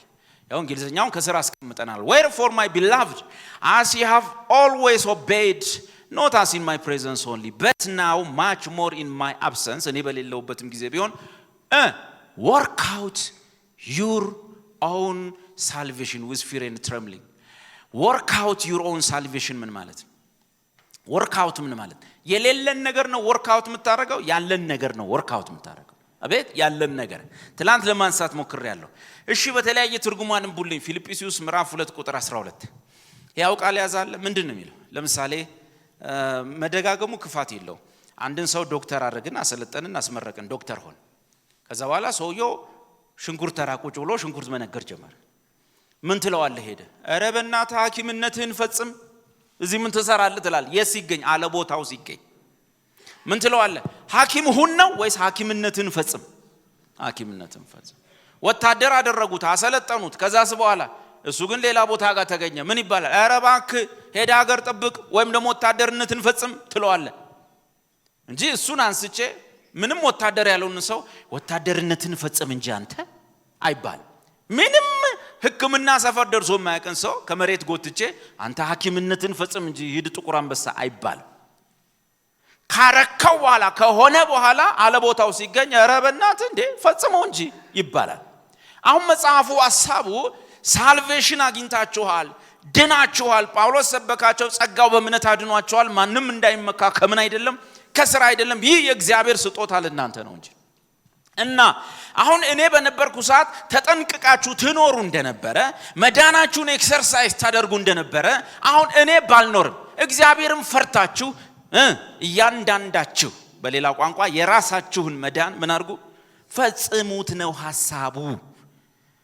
መደበኛ ትርጉም ያወጣለ ሕያው ቃል ያዛለ አንቡልኝ። እሺ አንብልኝ። ምን ትርጉም ነው ያንተ? እሺ መደበኛ ትርጉም ይዘሃል? ያዘ ደሞ አለ ሌላ መደበኛ ትርጉም ትልቁ መደበኛ አዲሱ መደበኛ ትርጉም ወይ 1980 ቀላል አማርኛ መጽሐፍ ቅዱስ ሌላ ቨርዥን ያላችሁ እንግሊዘኛም ቀለል ያለ ያላችሁ እንግሊዘኛ ሲቀለል ያዛችሁ አትፍሩ። ማንንም ሰው እንግሊዘኛ የሚችል የለም ኢትዮጵያ ውስጥ አትፍሩ። እኛም እየሞከርን ነው። እንግሊሽ ሲቸርም ራሱ እየሞከሩ ዝም ብለው ሞክረው አትፍሩ። ልቀጥል እስቲ አንቦ ምን ይላል? ወዳጆቼ ሆይ በደም ስሙ። ወዳጆቼ ሆይ አብሬያችሁ በነበርኩበት ጊዜ የሰጠዋችሁን ምክር ተቀብላችሁ በስራ ላይ ታውሉት ነበር። አሁን ጳውሎስ ከነሱ ጋር በነበረ ሰዓት የሰጣቸውን የሕይወት ሥርዓትና ምክር ምን ያደርጉ ነበር? እንደው እግዚአብሔርን ባይፈሩም እሱን ፈርተው ይኖሩትና ያደርጉት ነበር። እሺ በአካልና ከእናንተም ብርቅም ምክሬን እንደምትከተሉ አውቃለሁ። አሁን ጳውሎስ ከነሱ ርቋል፣ ግን ምክሬን ያኔ መከርኳችሁ እንደምትከተሉ አውቃለሁ። ቀጥል።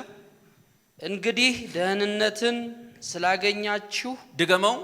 እንግዲህ ደህንነትን ስላገኛችሁ እንድታገኙ ነው። ስላገኛችሁ እንግዲህ ደህንነትን ስላገኛችሁ በቅዱስ ፍርሃትና በመንቀጥቀጥ ለእግዚአብሔር እየታዘዛችሁ ግራ ቀኝ ሳትሉ ወደ ደህንነታችሁ ግብ አምሩ። ምን ስላገኛችሁ? ምን አለ? የደህንነታችን የመዳናችን ምን አለ? ግብ አለ። ማንን መምሰል? ኢየሱስን መምሰል። ጳውሎስ እኔ ባልኖርም ድሮ እኔ ያለው በስርዓት ትኖሩ ነበር። ባልኖርም ማንን ፈርታችሁ? እግዚአብሔርን በመፍራት ወደ ደህንነታችሁ ግብ አምሩ። አሁን ይሄ ምንድነው? እያንዳንዱ ሰው ከዳነ በኋላ ይሄን መዳኑን ምን እንለዋለን በዚህ ቋንቋ? እሺ የራሳችንን መዳን ምን እናደርጋለን?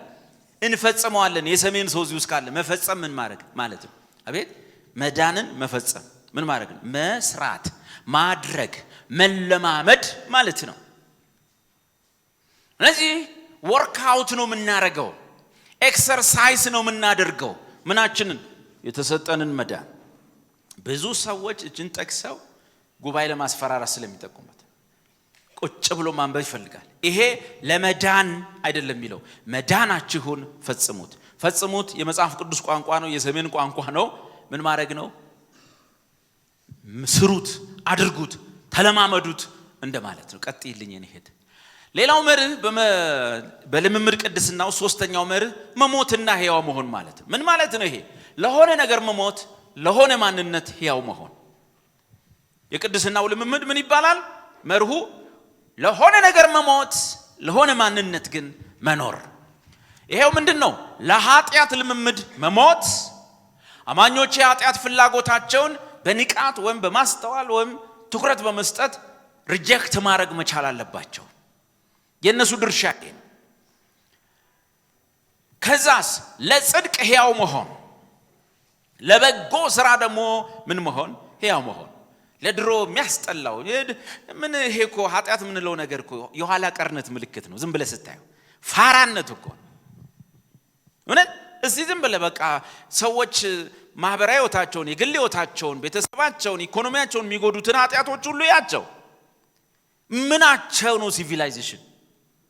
ሲቪላይዜሽን ዓለሙን የምታውቀው ይሄው ድርጊት የዛሬ 5000 6000 ዓመት ይፈጸም ነበር። ድሮም ነበር። አሁን ቆይ እስቲ አስቡ፣ ወንድ ከሆነ ሴት ከሴት ሲባል ዘመኑ ያመጣው አይመስልም? ዘፍጥረት ላይ ቆል ይሄ ነገር ዘመናዊ ነው ወይስ ኋላ ቀር ነገር? ኋላ ቀር ነው። ስልጣኔ ልትለው አትችልም። ሰው እዚህ ዘመን ላይ ሆኖ እዛ ዘመን ሲኖር ማለት ነው። ብዙዎቹ ነገር አራድነት አይደሉም፣ ማህይምነት ናቸው፣ ኋላ ቀርነት ናቸው ኃጢአቶች። አንድ ሰው ቁጭ ብሎ ሲቅም ምን ይታያል? ኢኮኖሚውን ሲበላ፣ ጥርሱን ሲገድል፣ ጤናውን ሲጀዝ ምናምን እየሰለጠነ ነው፣ ኋላ እየቀረ።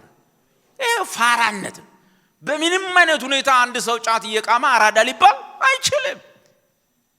እግዚአብሔር እኮ ኃጢአት ብሎ የተናገራቸውን ነገሮች በሙሉ እያቸው እግዚአብሔርን የሚጎዱ ናቸው፣ እኛን የሚጎዱ ናቸው። አንድ ሰው ኃጢአት ሲያደርግ እግዚአብሔር በጣም ይጎዳል አይጎዳም? አንድ ሰው ሰክሮ ድንጋይ ውስጥ ቢገባ እግዚአብሔር ይጎዳል አይጎዳም? ማን ነው የሚጎዳው? ራሱ ነው የሚጎዳው። የአይን ቅላት ለማን ነው የተባለው? ለሰውየው ነው። በውስጥ ይወድቃል፣ ውሃ በላዩ ላይ ይፈሳል፣ እዛ ሆኖ ስለ ነገው መጠጥ ያስባል ይላል ቃሉ። ማን ነው የተጎዳ ያለው? እግዚአብሔር እኮ ኃጢአት ብሎ ያላቸው ነገሮች በሙሉ የልጆቹን ኢኮኖሚ፣ የልጆቹን ጤና፣ የልጆቹን ሞራል፣ የልጆቹን በዚህ ምድር ላይ ላለ ነገር የሚሆነው ነገር ሁሉ ጎጂ ናቸው። ጎጂ ናቸው። ወኔ የሚያሳጡ ናቸው። ድፍረት የሚያሳጡ ናቸው። ስለዚህ ለነዚህ ለሚጎዱን ነገሮች እየሞትን ለሚጠቅሙን ነገሮች ምን መሆን ነው? ሕያው መሆን ነው። ብልጥነን ማለት ነው። እናተርፋለን ማለት ነው። መጽሐፍ ቅዱስ ሰውነትን ለስጋዊ ነገር ማስለመድ በጥቂት ነው የሚጠቅመዋል። በመንፈሳዊ ነገር ማስለመድ ግን ለታችኛውም ለላይኛውም ይጠቅማል። በጣም ነው የሚገርመኝ። ማአት እንዲህ ትሆናለህ ተብሎ ምንም ያልተቀየረ ሰው የእግዚአብሔርን ቃል እያጠና ብዙ ከባድ ነገሮች ሲቀሉለት ያለው መጽሐፍ ቅዱስ እያጠናን ከድህነት ወደ ብልጥግና በውስጥ የሚወድቁ ህይወት ኖሯቸው ትዳር ይዘው ንብረት አፍርተው ልጆች ወልደው ሲመጡ እናያለን። ቤት ሲሰሩ እናያለን። ምንም ሳንወራጭ ይሄ ዓመት ቤት መስራበት ነው ይሄ ዓመት ሳንል ኤፌሶንን እናጠናለን። ሰውየው ህይወቱ ይቀየራል። ቆሮንቶስን አጥንተን ስንጨርስ አፋችንን የሚያዘጋ ለምስክርነት የሚከብድ የኑሮ ለውጥ፣ የህይወት ለውጥ ብሌሲንግ። እኔ ባለውበት ጉባኤ ውስጥ መጥቶ ዘመኑን በሙሉ ከርታታ ሆኖ ያለ ሰው አላውቅም። ከርታታ መጥቶ ህይወቱ ሲቀየር ነው ማቀው። ዜሮ የገባ ሰው የመጥቶ ሌላ ሰው ነው የሚሆነው። በየነቢያቱ የተሽከረከሩ ልጆች አሁንም ጫማቸው አልቋል ሲዞሩ እነዚህ ልጆች ይመጣሉ፣ መኪና ገዝተው ውሃ እየረጩ ያልፋሉ። ቃል ትሰማለህ፣ ትቀየራል። ቃል የሚሰማ ማህበር ለጸሎትም አያስቸግርም። ትንሽ ስትጸልይ ይሰራል። ከዛ በኋላ አያደክምህም። ትንፋሽን አያሳጣህም፣ ጤናህን አያሳጣህም። በጽድቅ ሕያው መሆን ይሄ ለማን ይጠቅማል? ለኛም ለመሬቱም ይጠቅማል።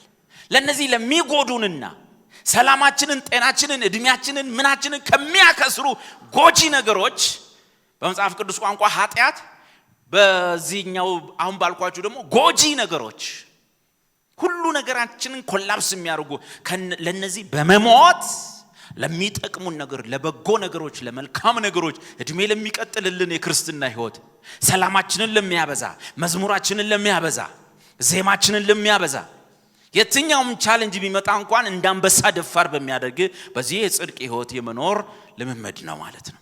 እንዲሁም እናንተ ደግሞ ለኃጢአት እንደሞታችሁ ይላል ጥቅሱ ግን በክርስቶስ ኢየሱስ በጌታችን ለእግዚአብሔር ሕያዋን እንደሆናችሁ ራሳችሁን ቁጠሩ። እሺ እንደዛ ቁጠሩ። እናንተ ለሚያጠፏችሁና ለሚጎዷችሁ ነገሮች የሞታችሁና ለሚጠቅማችሁ ለእግዚአብሔርና ለአሰራሩ ሕያዋን ሆናችሁ በህይወት እንዳለ ሰው አርጋችሁ ራሳችሁን ምን በሉ ቁጠሩ። እንቀጥለው። በመታዘዝ ላይ ያተኩራል። ይሄ ምን ለማመደው ቅድስና አራተኛው በመታዘዝ ላይ የእውነተኛ ቅድስና መገለጫው ለክርስቶስ መታዘዝ ነው። ለክርስቶስ መታዘዝ ባለን የነቃ ፍላጎት ላይ ተመሰረተ ነው። ሁሉም ሰው ለመታዘዝ ይፈልጋል። እዚህ ቤት ግን የነቃ ፍላጎት መሰላችሁ አንዳንድ ሰው አለ በስንት ጊዜ አንዴ መጽሐፍ ቅዱስ ጥናት ላይ ብቅ ይላል። ንቁ አይደለም፣ ማጭሩ አክቲቭ አይደለም፣ ፓሲቭ ክርስቲያን። ፓሲቭ የሆኑ ክርስቲያኖች በውጭኛው ያለው ነገር በጣም ስለሚሰባቸው ይሄን ህይወት ለመልመድ መከራ ይበላሉ። ምኞቱ ግን አላቸው፣ መኖር ይፈልጋሉ። ስለዚህ ፓሲቭ መሆን አያስፈልግም፣ በጣም አክቲቭ መሆን ያስፈልጋል። ለምን? የእግዚአብሔርን ቃል በማጥናትና በቤተ ክርስቲያን ባሉ የተለያዩ ነገሮች ላይ ሆኖ ለማደግ ለመብሰል። በነገራችን ላይ ታውቃላችሁ ከሰው ጋር መደባለቅ ጥሩ ነው በራሱ። በቤተ ክርስቲያን ውስጥ እግር መትከል ጥሩ ነው። ለምሳላችሁ አብዛኛውን ጊዜ ተጠንቅቀን የምንኖረው እግዚአብሔርን ፈርተን አይደለም። እውነት ለመነጋገር ሰው ፈርተን። አብዛኛው ባልና ሚስት በሰላም ያለው እግዚአብሔርን ፈርቶ አይደለም። የሷ ቤተሰቦች ምን ይሉኛል? የሱ ቤተሰብ ምን ይሉኛል? ሰው ምን ይለኛል? ቸርች ምን ትለኛለች? ፓስተር ቢጠራኝስ? ጉባኤው ቢሰማስ? ፌስቡክ ላይ ቦታስ እያለ ያድጋል። አብዛኛው ሰው ሰብሰብ ብሎ የሚኖረው መድኃኒዓለምን ፈርቶ ብቻ ሳይሆን እሱ እንደተጠበቀ ነው፣ ግን ሰውን መፍራትም ነው። በዚህ እግሩን ያልተከለ ሰው ነፃ ሰው ነው። ማንን ይፈራል? ማን ይዘዋል? ለያጅ ለገራጅ ያስቸገረ ነው። ይሄን ህይወት ቢመኘውም እንኳን ሳይ ይሞታል። ምንም ቢሆን በቃ ስንፈጠር እንደዚህ ነንና በሚያውቁን ሰዎች ዙሪያ መሆን ጥሩ ነው። ይሰማል አይደል? እግዚአብሔርማ መሐሪ ነው እያልን እንዲህ ልንል እንችላለን። ሰው ግን መሐሪ አይደለም። ፌስቡክ ላይ ያወጣል። ስለዚህ ቢያንስ ትኖራለህ። አላምናቸውም ወዳጆቼን ጓደኛዎቼን ዘመዶቼን ያጋልጡኛል ጠብቀው አይችሉትም ጉዴን ተሸክመው ወረታ ያቀው ጌታዬ ዘላለም ምስጥረኛዬ የልቤና ጫውቷለሁ። ባጭሩ እንደሆነ አንዳንድ ምስጥሮች ለጴንጤ አይነገሩም እንደማለት ነው። ገብቷል? ደሳ ማለት የእውነተኛ ቅድስና መገለጫው ለክርስቶስ ተዛዛ። በነገራችን ላይ ኢየሱስን ጌታና አዳኝ አርጎ ወይም አዳኝና ጌታ አርጎ መቀበል የሚባለው ወሳኝ ነገር ነበር። ሚኒንጉ እየተረሳ ስለመጣ ኢየሱስ አዳኛችንና ጌታችን ነው ስንል ምን ማለት? አዳኛችን ነው ከኃጢአት ፍርድ፣ ቁጣ ምናምን ከእግዚአብሔር በቀል ወዘተ አድኖናል። ግን አድኖ አለቀቀንም፣ ጌታችንም ጭምር። ጌታችን ማለት ምንድነው? ከዚህ በኋላ በእኛ ህይወት ላይ አዛዥ ናዛዡ ፈላጭ ቆራጭ እሱ ማት ነገር እሱ አለቃ ስለሆነ የተውናቸው ብዙ ነገሮች አሉ። ቦስ ስለሆነ ጌታ አርገንም አዳኝ ብቻ አርገን አልተቀበልነው። ግን በሰው ህይወት ላይ የሚታየው አብዛኛው ነገር አዳኛቸው አርገው ተቀበለውታል፣ ጌታቸው አድርገው ግን አልተቀበሉት። የራሳቸው ጌቶች ናቸው። ጌታ አርገ መቀበል ማለት አንዳንድ ነገር ላይ መራራ ሐቆችን ማወት ትጀምራለህ። ምንም በቃ እዚህ ቤት እያንዳንዱ ሰው ኢየሱስን ጌታ አርጎ ከመቀበሉ የተነሳ ይለያያል እንጂ ትንሽም ቱን ትልቅ ዋጋ ከፍላችኋል። ስለ ኢየሱስ ብላችሁ የተዋችሁት ነገር አለ። ክርስቲያን ስለሆናችሁ ያማራችሁ የተዋችሁት ነገር አለ። እጃችሁ ላይ ሊገባ ሲችል የጣላችሁት ነገር አለ። ሁሉም ሰው እዚህ ቤት እንደ አቅሙ ቀኑ ሙሉ ላንተ እንገደላለን እንደሚል በትንሽ በትንሹ ተገርለናል። እግዚአብሔር ሆይ ይሄን ህይወት ስለሰጠህን እናመሰግንሃለን። ከልጅ ጋር መቆጠር እንለማመድ ዘንድ እኛን ስለፈቀድክልን ተመስገን። አንዱስ ነው። ሌላው መታዘዝ የሚለው በተለይ ኢየሱስ የሰጠንን ትእዛዝ ኪው ነው ምንድነው ፓስወርዱ ነው ይሄንን ህይወት ለመኖር ኢየሱስ ምንድነው ህግ በሙሴ ተሰጥቶ ነበር አይደል ህግ እኮ ያዛሃል አቅም አይሰጥ ኢየሱስ ግን ጸጋና እውነት ኦኬ ጸጋና እውነትን ይዞ የመጣው ኢየሱስ ግን ምን አለ እኔ ግን አዲስ ትእዛዝ ሰጣችኋለሁ ሚገርመኝ ነገር ኢየሱስ አዲስ ትእዛዝ ሰጣችኋለሁ አለ ህግ በማን ተሰጥቶ ነበር በሙሴ እሱን እርሱት መጽሐፍ ቅዱስ ብዙ ክርስቲያኖች የሙሴን ህግ ካልጠበቅን ብለው መከራ ሲበሉ የኢየሱስን ትእዛዝ ግን ሊሰሙም አይፈልጉ ኢየሱስ እንደኔ ያለው ዮሐንስ ወንጌል ላይ እኔ ግን አዲስ ትእዛዝ ሰጣችኋለሁ ከዛስ ይቺ ትእዛዜ ያለችው የሚጠብቃትም ሰው አየ ትእዛዙን መጠበቅ የሚጠብቃትም አንዲት ነች ብዙ አይደሉም ይቺ ነው ያለው እነዚህ አላለም ይቺ ትእዛዜ ሲጀምርም አዲስ ትእዛዝ ሰጣችኋለሁ ብዙ መስሉን ሲጠብቅ ይቺ ትእዛዜ ያለችው የሚጠብቃትም አባቴ ይወደዋል እኔም አባቴን መጣለን በሱ ዘመን መኖሪያ እናደርጋለን ከዛስ ይችን ትእዛዜን ብትጠብቁ ሰዎች ሁሉ ደቀ መዛሙርቴ እንደሆናችሁ ያውቃሉ ምንድነው ጌታዎች ትእዛዜ ይቺ ነች እኔ እንደወደድኳችሁ እርስ በርሳችሁ ትዋደዱ ዘንድ ታዲያ ሁሉ መናከስ ከየት መጣ የሙሴን ህግ ለፈጽመው ስትል ትርፉ መናከስ ነው የኢየሱስ ትእዛዝ ሲረሳ ትርፉ መባላት ነው ወንድም ወንድሙን ይበላዋል ማለት ምንድነሽ ትእዛዚቱ አቤት እርስ በርሳችሁ ትዋደዱ ዘንድ በዚህ ደቀ መዛሙርቴ እንደሆናችሁ ያውቃል እንጂ የኢየሱስ ደቀ መዛሙር ለመሆን ማሳያ የጴንጤ ስታይል አይደለም ጴንጤን ከሩቅ አይቶ የልጅ ጴንጤ ነው ትላለ እኔ አሁን እዛ ቸርች አካባቢ ሆኜ እንዲህ ሲያልፉ ይሄ ጀማሪ ፕሮፌት ነው ይሄ በቃ አቃቸዋለሁ ጸጉሩ ክብ ነው አራት ማዕዘን ነው ሱሪው ጠባብ ነው ጫማው ብርቅርቅ ነው መንገድ ላይ ሲሄድ በቃ ሁሉም ሰው እሱን የሚያዩ ነው የሚመስለው መከራን በሉ ጀማሪ ፕሮፌት ነው ይሄ የሞከረ ነው ይሄ ጸጉሩ አላድግ ብሏል ትለየዋል በአንድ ጊዜ ኢየሱስ ግን መታወቂያችን ምን ነበር ያለው መለያችን አቤት እርስ በርሳችሁ ትዋደዱ ዘንድ ትእዛዝ ይህች ናት እርስ በርሳችሁ ስትዋደዱ ሰዎች የኔ ደቀ መዛሙርት መሆናችሁን በዚህ ያውቃሉ እግዚአብሔር ትሁት አድርገን እግዚአብሔር ግራ ጣቢ አድርገን እግዚአብሔር ከሰው ጋር አብረ ደባልቀን አትቆንነን አንከመር እግዚአብሔር ሆይ የምን መከመር ነው ደቀ መዝሙር ከመምሩ ይበልጣል ያኔ በፕሮቴስታንት ሪፎርሜሽን ጊዜ ክርስቲያኖች ስለው የለቀቁት አንድ ስዕል ነበር ምንድነው ታውቃላችሁ የካቶሊኩ ፖፕ በሰረገላ ነው የሚሄዱት በወርቅ ሰረገላ ከዛ በኋላ አንድ ስዕል ተለቀቀ ስሉ ምንድነው ፖፑ በወርቅ ሰረገላ ላይ ሆነው ከስር ከወረቀቱ ስር ተስለዋል ከላይ ደግሞ ኢየሱስ በአህያ ላይ ተቀምጦ እና ያ ስዕል ምን ይላል መሰላችሁ ይሄ አህያ ላይ የተቀመጠው ታች ሰረገላ ላይ የተቀመጠው ጌታ ነው ከስር ደግሞ ይሄ ሰረገላ ላይ የተቀመጠው አህያ ላይ የተቀመጠው ባሪያ ነው እሱ ስዕል ተለቆ ነበር ይዛን ሰሞን ስለዚህ የወርቁ ሰረገላ በአህያ ላይ የተቀመጠውን ጌትነት ማስረሳት የለበት ወይም እኛ እሱን መከለል የለበት የአንግሊካኑ ጳጳስ የዛሬ 200 ዓመት ነው 100 ዓመት ገደማ አንዱን ሳይንቲስት ጠየቁት የአንግሊካኑ ዋና ቢሾፕ አንተ ሰው ግን ስብሰባም ላይ ምንም ላይ ስታወራ በእግዚአብሔር መኖር መታመን አይመስለኝም አሉት ስብሰባው ሲበተን እግዚአብሔር አለ ነው የለም ነው የምትለው አሉት ብፁዕ አባታችን እርሶ ሸፍነውኝ እንዴት ሊዋል እርሶ ሸፍነውኝ እንዴት አይቼ አለም የለም ለማለት እርሶ ሸፍነውኛል የሱን ቦታ መሸፈን የለብም የእውነተኛው ቅድስናው መገለጫ ለኢየሱስ መታዘዝ ነው ፍቅር እርስ በርሳችሁ ተዋደዱ ዮሐንስ ምን አለ የአብን ትእዛዝና የወልድን ትእዛዝ አንድ ላይ አድርጎ ጻፈ በመልእክቱ ምን ትእዛዛቶቹ አለ አሁን ደግሞ ቅድም ትእዛዜ ያለችው ያለው ጌታ እርስ በርሳችሁ ተዋደዱ አለ መልእክት ላይ ዮሐንስ ምን አለ ትእዛዛቶቹ ከባዶች አይደሉም የአብ ትእዛዝ በላከው በልጁ እንድናምን የወልድ ትእዛዝ እርስ በርሳችንም እንዋደድ ዘንድ ይሄ ነው በላከው በልጁ አምናችኋል ትእዛዙን ፈጽሙ እርስ በርሳችን እንዋደድ አምስተኛ አለ በዚህ ህይወት ፍጹም አይሆንም ቅድስናችን አማኞች በቅድስና ህይወት ውስጥ በየጊዜው ያደጉ ይሄዳሉ ነገር ግን በዚህ ምድራዊ ህይወት ፍጹምነት ላይ አይደርሱም ሁለተኛ ቆሮንቶስ 3:18 ያን መልክን መስል ዘንድ ከምን ወደ ምን ከክብር ወደ ክብር ዕብራውያን 12 ከቁጥር 1 ጀምሮ ምን ይላል ዕብራውያን 12 ቁጥር 1 እንግዲህ በዙሪያችን ያለውን ላንብላችሁ በዚህ እንግዲህ እነዚህን የሚያሉ ምስክሮች እንደ ደመና በዙሪያችን ካሉልን እኛ ደግሞ ሸክምን ሁሉ ቶሎ የሚከበንን ኃጢአት እያስወገድን ማስወግደን የእምነታችንና ራስ ፈጻሚውን ኢየሱስን ተመልክተን በፊታችን ያለውን ሩጫ በትዕግስት እንሩጥ።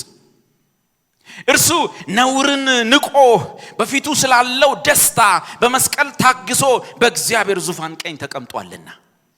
ይሄን የተውን ወደፊት ቶሎ የሚከበን ኃጢአት አለ እያስወገድን ወደፊት። አሁን የሚከበናል እያስወገድን ልክ እንደሚዋኝ ሰው ይከብሃል ተዋኛለህ። ወደዛ እንዴት ይከበኛል ስም አይባል። መሬት ላይ እስካለ ድረስ በዙሪያ የኃጢአት ፕሬዘንስ ያለ።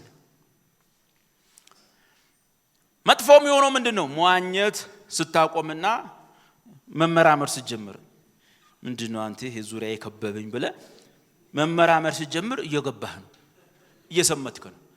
ምንድነው የሚሆነው? እንደሚዋኝ ሰው ቶሎ ሲከብ ምን እያረክ ነውርን ሁሉ ወደኋላ ነውርን ሁሉ እያረክ እሱ እንደዚህ አይነት ነውሮቹን ሁሉ ትቶ በመከራ ውስጥ አልፎ በእግዚአብሔር ቀኝ ተቀምጧልና እንሩጥ ወደፊት ለፊት የሚል ነው። ቀጥዩ በስፍራ መቀደስ ላይ የተመሰረተ ነው። ስድስተኛው ነጥቡ ምን? ይሄ የምንመላለሰው ነገር ከመሬት ተነስቶ ሳይሆን ከየት ተነስቶ ነው? ከተዘራው ዘር። ትላንት ይሄን አይተናል።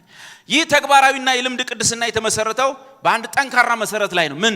በክርስቶስ በተቀደስነው መቀደስ ምክንያት የምንለማመደው ነው። መሰረቱም አማኙ በክርስቶስ በማመኑ ብቻ ያገኘው የማይለወጠው የስፍራ ቅድስና ከዛ ተነስቶ የሚኖረው ኑሮ ነው።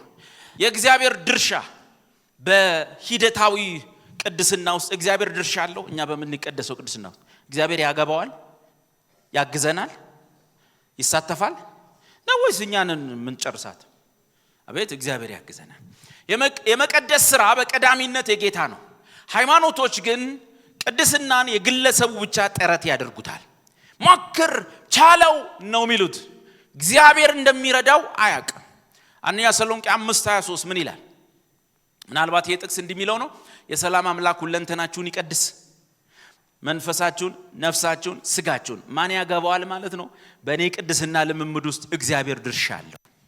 እርሱ በእኛ ያለማቋረጥ መልካሙን ነገር ይሰራል። ይሄ ጥቅስ ወሳኝ ስለሆነ እናንበው።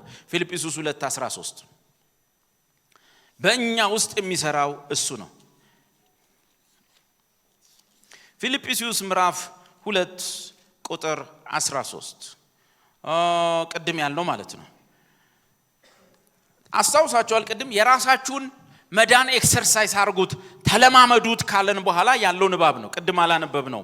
ለምንድነው በእኛ ውስጥ ያለውን መቀደስ ወይንም ክርስቶስን መምሰል እየተለማመድን እያለ እግዚአብሔር ድርሻ የለውም ወይ? እየተለማመድን እየፈለግን እያለ እግዚአብሔር ድርሻ አለው። ምን? ቀጥሎ ከቁጥር 12 ቀጥሎ ያለው ንባብ ነው። የቅድሙ መዳናችሁን ኤክሰርሳይዝ አድርጉት ፈጽሙት ካለ በኋላ ለምን?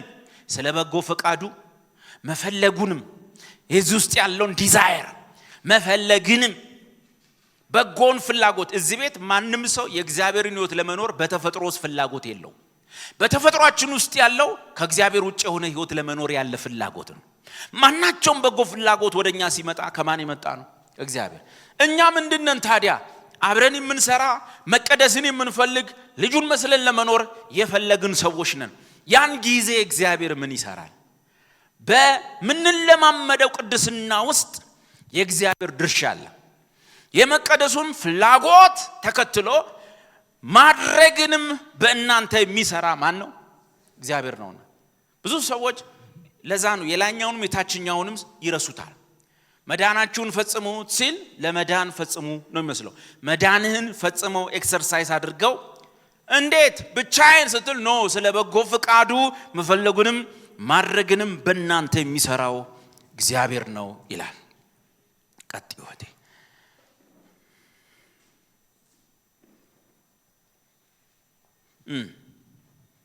የእግዚአብሔር ድርሻ ይሄ ነው። እግዚአብሔር አሁንም ሌላ ድርሻ አለው። የእግዚአብሔር ተክሳጹ እንኳን ቅድስናን የምንካፈልበት መንገድ ይሰማል አይደል? የእግዚአብሔር ድርሻ መፈለጉንም ማድረጉንም በእኛ የሚሰራ ነው። በዚህ መካከል ደግሞ አንዳንድ አለ ባለበት ቆሞ አልነቃነቅ የሚል ወንድም ያን ጊዜ የእግዚአብሔር ተግሳጽ ይመጣል። ተግሳጹ እንኳን ዓላማው ምን ለማድረግ ነው? ዓላማው የቅድስና ህይወት ላይ የሰለጠነ ሰው እንዲሆን ነው፣ ስልጡን ለማድረግ። መጽሐፉ ምን ይላል? ዕብራውያን 12:5-11 እግዚአብሔር በገሰጸ ጊዜ አትድከም፣ እግዚአብሔር ሲቀጣ አታጉረምርም። አባት የሚወደውን ልጅ ወይም ጌታ እንበለው፣ ጌታ በሚለው ነው የምናነበው። ጌታ የሚወደውን ምን ያደርገዋል? ይቀጣዋል። አባት በልጁ አርፏል። ጌታ የሚወደውን ምን ያደርጋል? ይቀጣዋል። የማትቀጡ ከሆነ ዲቃላዎች ናቸው። ቅጣት ለጊዜው ደስ አያሰኝም አለና፣ ነገር ግን ለለመዱት የጽድቅን ፍሬ ቅድስናን ያፈራላቸው። ምን ተግሳጹ እንኳን እግዚአብሔር ልጆቹን ወደ ቅድስና ህይወት የሚያደርስበት አንዱ መንገድ ተግሳጽ ወይም ቅጣት። ሁለት ነገር ለይታችሁ ለፉ። በዚህም ስታስተምሩ እንዳትሳሳቱ። ምን ተግሳጽና ቁጣ የተለያዩ ናቸው።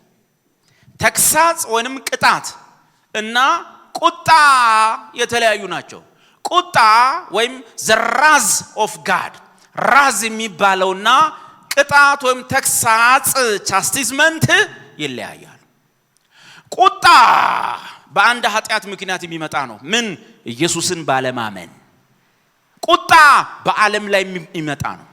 ቁጣ ለወደፊት የሚገለጥ ነው። በራሳቸው ላይ ቁጣውን ያከማቻሉ። ቅጣት ወይም ተግሳጽ ግን ለእግዚአብሔር ልጆች ብቻ የሚሆን ነው። አባት የሚወደውን ይቀጣዋል፣ አንዳንዱን ይገስጸዋል። ቅጣትና ተግሳጽ የመቼ ነው? የአሁን ጊዜ ነው። መቼ ነው ቅጣት? አሁን። ተግሳጽ መቼ ነው? አሁን። ቁጣሳ የሚከማች ነው። ኃጢአቱ በኢየሱስ አለማመን። ቅጣትና ተግሳጽ ክርስቲያን እንደሚገባ መኖር ሲያቅተው የሚመጣ ነው። ሂጂልኝ እህቴ። መንፈስ ቅዱስ የእግዚአብሔር ድርሻ ነው። በእኛ በምንለማመደው ቅድስና ውስጥ መንፈስ ቅዱስ ነው የሚቀድሰን። አንደኛ ጴጥሮስ 1:2 በመንፈስ መቀደስ እንደሚል የእግዚአብሔር መንፈስ ነው የቅድስናን ህይወት የሚያለማምደን። የኛን ፍላጎት፣ የኛን ፍቃድ፣ የኛን አክቲቭ መሆን ተከትሎ የሚቀድሰን የእግዚአብሔር መንፈስ ነው ማናቸውም። ስለዚህ እነዛ ጥቅሶች የሚያሳዩት ያንን ነው። ሁለተኛ ተሰሎንቄ 2:13 ወዘተ። ሁለተኛ ተሰሎንቄ ምዕራፍ 2:13 እኛ ግን በጌታ የተወደዳችሁ ወንድሞቼ ሁሉ ጊዜ ስለእናንተ እግዚአብሔርን ልናመሰግን ግድ አለብን። እግዚአብሔር በመንፈስ መቀደስ እውነትንም በማመን ለመዳን እንደ በኩራቱ መርጧቸዋልና። መንፈስ ቅዱስ የመቀደስ ሥራ አለው ነው። ጴጥሮስም ላይ ያለው እንደዛው ነው። መንፈስ ቅዱስ የመቀደስ ሥራ በክርስቲያኑ ላይ ይሰራል። የመቀደስ ሥራ። ስለዚህ እኔ በመቀደስ ህይወት ውስጥ ስኖር፣ የመቀደስ ልምምድ ሳደርግ በህይወቴ ላይ የሚታየው ፍሬ ሁሉ የማን ፍሬ ይባላል? አቤት! የዳዊት ፍሬ ነው? የመንፈስ ፍሬ፣ የመንፈስ ቅዱስ ፍሬ ነው። እኔ ነኝ ፈቃዴን የሰጠሁት፣ እኔ ነኝ የፈለኩት መቀደስ። እግዚአብሔር በአባትነት መንፈሱ ደግሞ የመቀደስ ሥራ ቃሉና ጌታ ኢየሱስ እያገዙኝ በእኔ ህይወት ውስጥ አንዳች መልካም ፍሬ ሲታይ፣ ለዛ ነው በክርስቲያን ህይወት ላይ የሚታይ ማናቸውም በጎ ነገር የማን ፍሬ ተባለው? የመንፈስ ፍሬ ተባለው። ፋይናሊ በእኔ መልካም ህይወት ጭብጨባው ለማን ነው የሚሆነው? አቤት! ለመንፈስ ቅዱስ፣ ለጌታ ለእግዚአብሔር። ማንም ሰው ማንም ላይ መመካት አይችልም። ከግንዱ የተቀበልኩት ፍሬ እንጂ ቅርንጫፍ በራሱ ፍሬ ሊያፈራ አይቻለውም። መንፈስ ቅዱስ ያመጣው ፍሬ ነው ማለት ነው። ሂጂልኝ እህቴ፣ ቀጥይ። የመጨረሻውን እንየው። ኦኬ፣ ያማኙ ድርሻ አማኝ በመቀደስ ጊዜ ውስጥ ያለው ድርሻ። ቅድም የእግዚአብሔር ድርሻ አይተናል። ፓሲቭ ሮል፣ አክቲቭ ሮል። አማኙ በቀጥታ የሚሳተፍበት፣ በተዘዋዋሪ የሚሳተፍበት። እግዚአብሔር እንዲቀድሰን፣ ያውን የእግዚአብሔር ድርሻ ስለሆነ እግዚአብሔር እንዲቀድሰን እርሱ ላይ ጥገኛ መሆን ፓሲቭ ሮል ነው። ቀጥታ እኔ ማድረገው ሳይሆን እምነቴን እግዚአብሔር ላይ መጣል ያስፈልጋል። መቀደስ የሚባለውን ነገር ለመጀመር ከራስ ጥረት ተነስተ እንደማትፈጽመው በማወቅ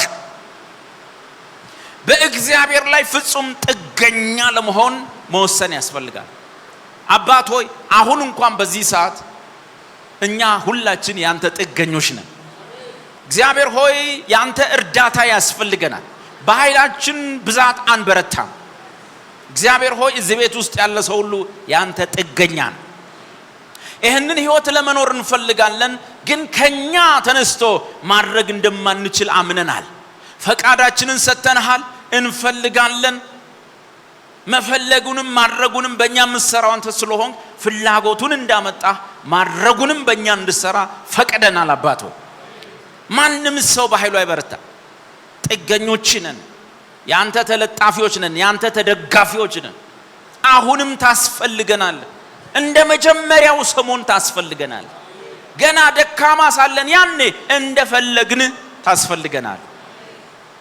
ለዚህ እግዚአብሔር እንዲቀድሰን እርሱ ላይ ጥገኛ መሆን፣ ራሳችንን ለእርሱ የመቀደስ ችሎታ ማቅረብ፣ ሰውነታችንን እንዲቀድሰው፣ አስተሳሰባችንን እንዲቀድሰው፣ ሁሉ ጊዜ የሱ ጥገኛ እንደሆንን ማሰብ። ዞር ያልክ ቀን የለህም። ጸጋ የጎደለ ቀን እንደ ተራ ሰው መኖር ትጀምራለህ። የሱ ጥገኞች ነን። እነዚህ ጥቅሶች ያግዟቸዋል። መንፈስ ቅዱስ የሥጋን አመጽ ወይም ክፉ ሥራ እንዲገድለው መፍቀድ። አዎ የእግዚአብሔር መንፈስ ሆይ እነዚህ ነገሮች እኔ አልሻቸውም፣ የኔ ጠላቶች ናቸው። አንተ ግን የሥጋ ፍሬ በኔ እንዳይገለጥ፣ የሥጋ ሥራ በኔ እንዳይገለጥ አንተ ያንተን ፍሬ ልታፈራ ፈቀድኩልህ።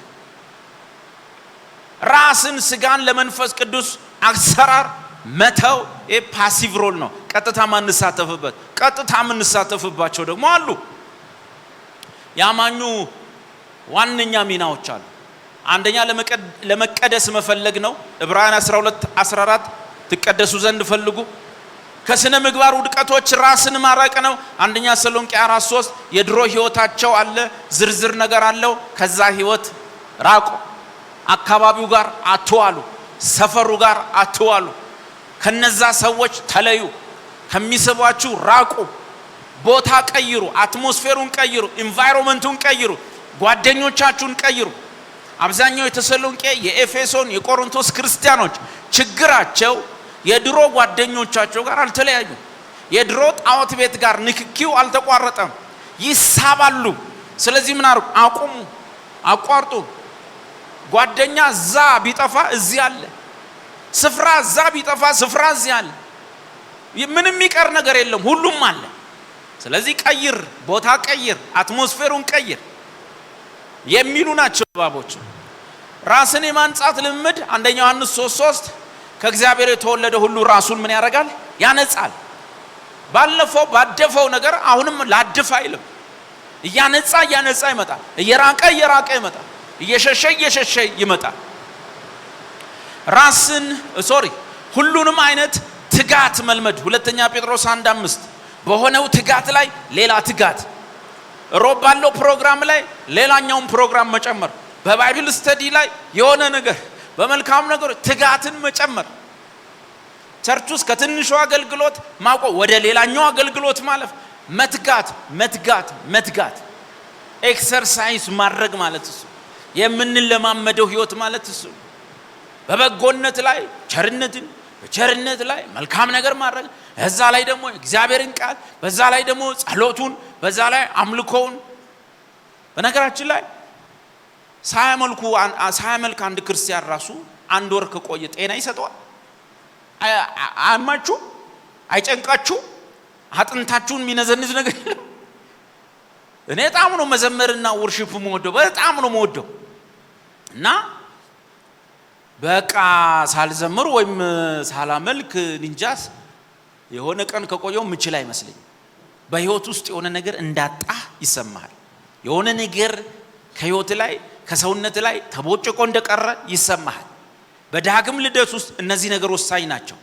ዘምሩ፣ ጸልዩ፣ አምልኩ። አንድ ነገር ልንገራችሁ፣ የእግዚአብሔር ቃል እዛ ጋር ተጽፏል። መጽሐፍ ቅዱስን በግል ወይም በጋራ ማጥናት ብዬ ነው የጻፍኩት። ለምን እንደሆነ ታውቃላችሁ? በግል ማጥናት ሲያቅታችሁ በጋራ ጥናት ላይ ነው። አንዳንዴ በግል እምቢ ይላል። እውነት ለመነጋገር ያን ጊዜ በጋራ በጥንት ጊዜ ሁሉም ክርስቲያን መጽሐፍ ቅዱስ የለው። ጥንት ሁሉም ክርስቲያኖች መጽሐፍ ቅዱስ የላቸው። አንድ የሆነ ገዳም ወይም አንድ የሆነ ደብር ላይ አንድ መጽሐፍ ቅዱስ ይኖራል። ያ መጽሐፍ በእጅ ተገልብጦ ይመጣና እሁድ አምልኮ ላይ አንባቢው ተነስቶ ያነባል። ታዲያ ምንድነው አብዛኛው ሰው አንባቢ ሳይሆን ሰሚ ነው። ጌታ ኢየሱስ ምን አለ? ይህንን መጽሐፍ የሚያነበው ሰው ወይም ሲነበብ የሚሰማው ሰው እሱ ምንድነው? ብፁዕ ነው። ቀላል ነው። ማንበብ እምቢ ሲላችሁ ባይብል ስተዲ ላይ መጣችሁ ቁጭ በል። የሆነ ነገር ጸሎት እምቢ ሲል መተ ጸሎት ጉባኤ ላይ ቁጭ በል። አጥቢያ ቤተ ክርስቲያን የተሰራችበት ምክንያት ይሄ ነው። አንተ ሳታነብ ለወራት ቆይቶ ይሆናል። ያነበቡ አገልጋዮች ደግሞ ያነበቡትን ያካፍሉሃል። ቀላል እና ወደዛኛው ነገር ማደግ ነው። በአጠቃላይ የሚያድግ መቀደስ የእድሜ ልክ ጉዞ ነው። የመንፈስ ቅዱስ ኃይልና የአማኙን ንቁ ተሳትፎ የሚያካትት ነው ብለናል። ወደ ሌላኛው ልሂድላችሁ። ይሄ የመጨረሻው ፍጹማዊ ቅድስና ወደሱ እንግዲህ ግድ መፍጠን ስላለብኝ ነው። ቢሯሯጥም ሐሳቡ ከተገኘ በቂ ነው ለማለት። የመጨረሻው ፍጹማዊ ቅድስና ወይም ምሉእ ቅድስና አሁን እንዳልኳችሁ እግዚአብሔር እየረዳ መንፈስ ቅዱስ እያገዘን እኛም መልካሙን እየፈለግን የሚጎዳንን እየተውን የመቀደስ ልማድ ኢየሱስን የመምሰል ፍላጎት እያሳደግን እያዳበርን እየተለማመድን እየተቀየርን ብንሄድም እዚህ ምድር ላይ ይሄን ስጋ እስከለበስን ድረስ ይሄኛው የምንለማመደው ቅድስና ወደ ፍጹምነት መምጣት አይችልም። በየእድሜህ ደረጃ ስጋ አመጹ አለ። በልባችን ውስጥ የተሰወረ አመጽ ይኖራል። በመንፈስ ቅዱስ ኃይል የተያዘ በእግዚአብሔር ቃል ኃይል የተያዘ እነዚህ አጥሮች ባይኖሩ በጣጥሶ ሄዶ አገር የሚያጠፋ አመፀኛ ነገር አለ። በውስጣችን ያለው አመፀኛው ነገር ልክ አሁን እዛው ጋር ናቸው ያሉት አላቅም። እዚህ በስማር 5 ኪሎ ጋር የነበሩ አንበሶች አሉ። አንበሶቹ ሰው ሊጎበኛቸዋል። አጠገብ ደርሶ ፎቶ ይነሳል። አንበሶቹ ግን ጸባያቸውን ቀይረው አይደለም፣ ድመት ሆነው አይደለም። ሰው እንደሚዝናናው አጠገባቸው ሆኖ ፎቶ የሚነሳው ዙሪያቸው የታጠረ ብረት ስላለ ይሰማል አይደል? ዙሪያቸው የታጠረ ብረት ስላለ። አንዳንድ ሰዎች አሉ በጌታ ኮንን በኋላ ምንም ኃጢአት የማድረግ ችሎታ የለንም የሚሉ። እንደውም ክርስቲያን ውስጥ ነው ጠንካራ ነገር የሚሉ። ለምን? ያልተበላ ጫት ያልበላው፣ ሲጋራ ያልጨረሰው፣ መጠጥ ያላደከመው አቅም ነው ያለው። የታጠረ ነገር ይዞን ነው። አጥር አለ። ይሄ የያዛችሁትን ሰውነት አትመኑት። በምንም አይነት ሁኔታ መንፈስ ሆኗል ብለህ አትመን። እንደ 5 ኪሎ አንበሳ በእግዚአብሔር ቃል ታጥሮ፣ በመንፈስ ቅዱስ እርዳታ ታጥሮ፣ በእግዚአብሔር መግቦት ታጥሮ፣ በአጥቢያ አገልግሎት ታጥሮ ተይዞ እንጂ አስቸጋሪ እስከዚህ ይሄ ስጋ እስካለ ድረስ ወደ ፍጹም ቅድስና መድረስ ማንም ሰው አይችልም። ሰው ለምን ገዳም ገባ ሲባል የቅድስና ደረጃዎች አሉ።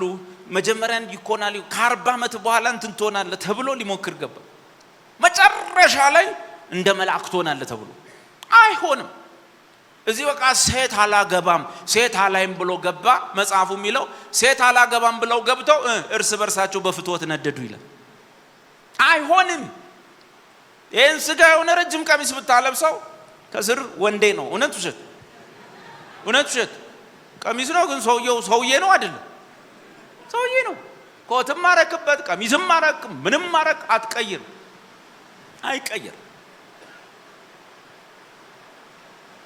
አጥር ይዞት ነው። ትዝ ይለኛል 89 ዓመተ ምህረት ይመስለኛል እዚህ ስማር አዛ 5 ኪሎ ያለው አንበሳ ይሄ የሚመግበው ሰውዬ ገብቶ እንደዚህ የሚሳብ ነገር አለ። ይስብና አንበሳው እዛ ክፍል ሲገባ ይዘጋበትና ገብቶ ያጸዳል፣ ኩሱን ያጸዳለታል። ያን ቀን ግን ሰውየው 89 መሰለኝ 88 ዘወይ 90 እንደዚህ ከፈተና አንበሳው ገባ፣ ሳይዘጋበት በዛ ገባ። የነበራችሁ ሰዎች ገደለው። አንበሳው መጣና ጭንቅላቱን ከፍቶ ገደለው። ቀኑን ሙሉ ላዩ ላይ ተኝቶበታል። እንተኩስ እንግደለው ይባላል። ግር ብለን ሄደን አየን። እንተኩስ ይባላል። አይቆቅ ከበላው እንገለዋለን ይላል።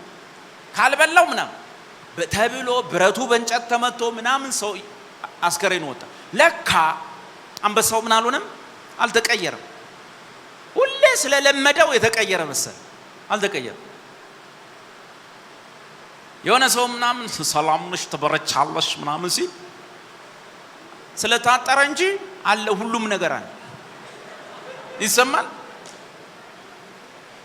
እና ይሄን አይነት ነገር ይዞ ሰው እዚህ ምድር ላይ ወደ ፍጹምነት ሊመጣ አይችልም። ወደ ፍጹምነት ሊመጣ አይችልም። አንዴ አጥሩ ምናምኑ ቢፈራርስ ድፍን 5 ኪሎ 4 ኪሎ ህዝብ ሩጫ ነው። አንበሶቹ ወጡ ብሎ ነው የሚሄደው። ድሮ ፎቶ የሚነሳው ይሰማል። ስለዚህ ፎቶ ስትነሱ ምናምን ከኛ ማጠገብ ጋር ምናምን ታስሮ ነው ታጥሮ ነው። ምንም የሚቀየር ሰላም ነሽ ተባረቻለሽ ምናምን ያው ነው፣ ሁሉም ያው ነው። የመጨረሻው ፍጹማዊ ሙሉ ቅድስና ግን ታዲያ መቼ እንግባ? መቼ እንድረስ? ይሄ ነገር አስጨናቂ ነው። ጆን ማካርተርን ታውቋቸዋላችሁ? በቅርብ ወደ ጌታ ሄዱ። እጅግ በጣም አረጋዊ ሰው። በክርስትና አገልጋዮች ታሪክ ውስጥ ኃጢአቱ በአደባባይ የማይታወቅ ብቸኛው ሰው ተብሎ የሚወራላቸው እጅግ ጠንቃቃ ኑሮ የኖሩ ሰው ናቸው። ሊሞቱ ሲሉ የተናገሩትን ሰምታችኋል። ከዚህ በኃጢአት ከሚቸገረው ተፈጥሮዬ ቶሎ መውጣት ፈልጋለሁ። እርሶም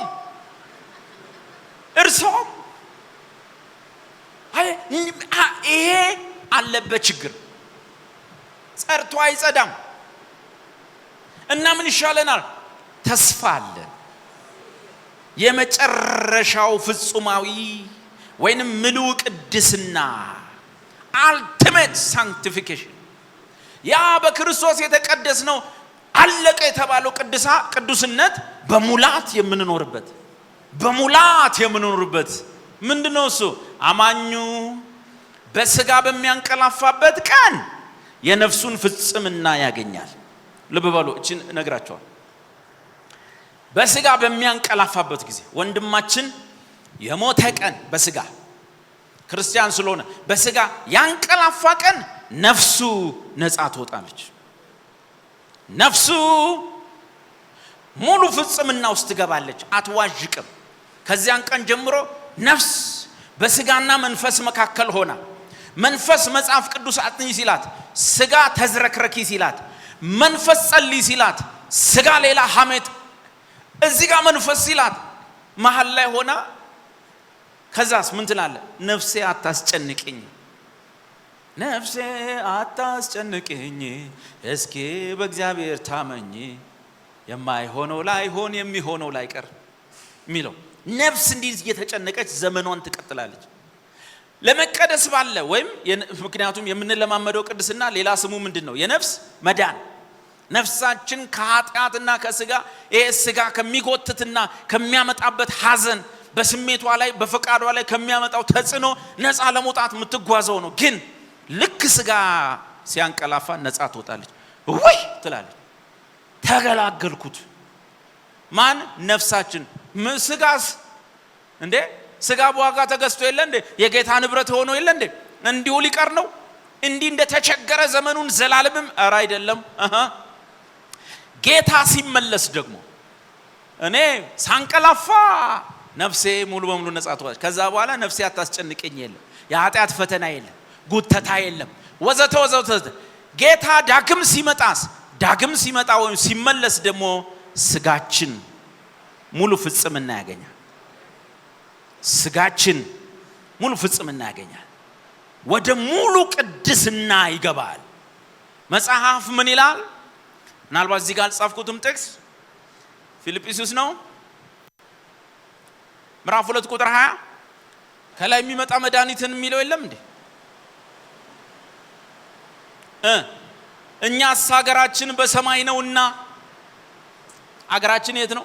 በሰማይ ነውና ከላይ የሚመጣ ምን ትላንት አውርቻለሁ። ምን መድኃኒትን ነው? ፈራጅ ለቸርች መድኃኒት፣ ለዓለም ፈራጅ።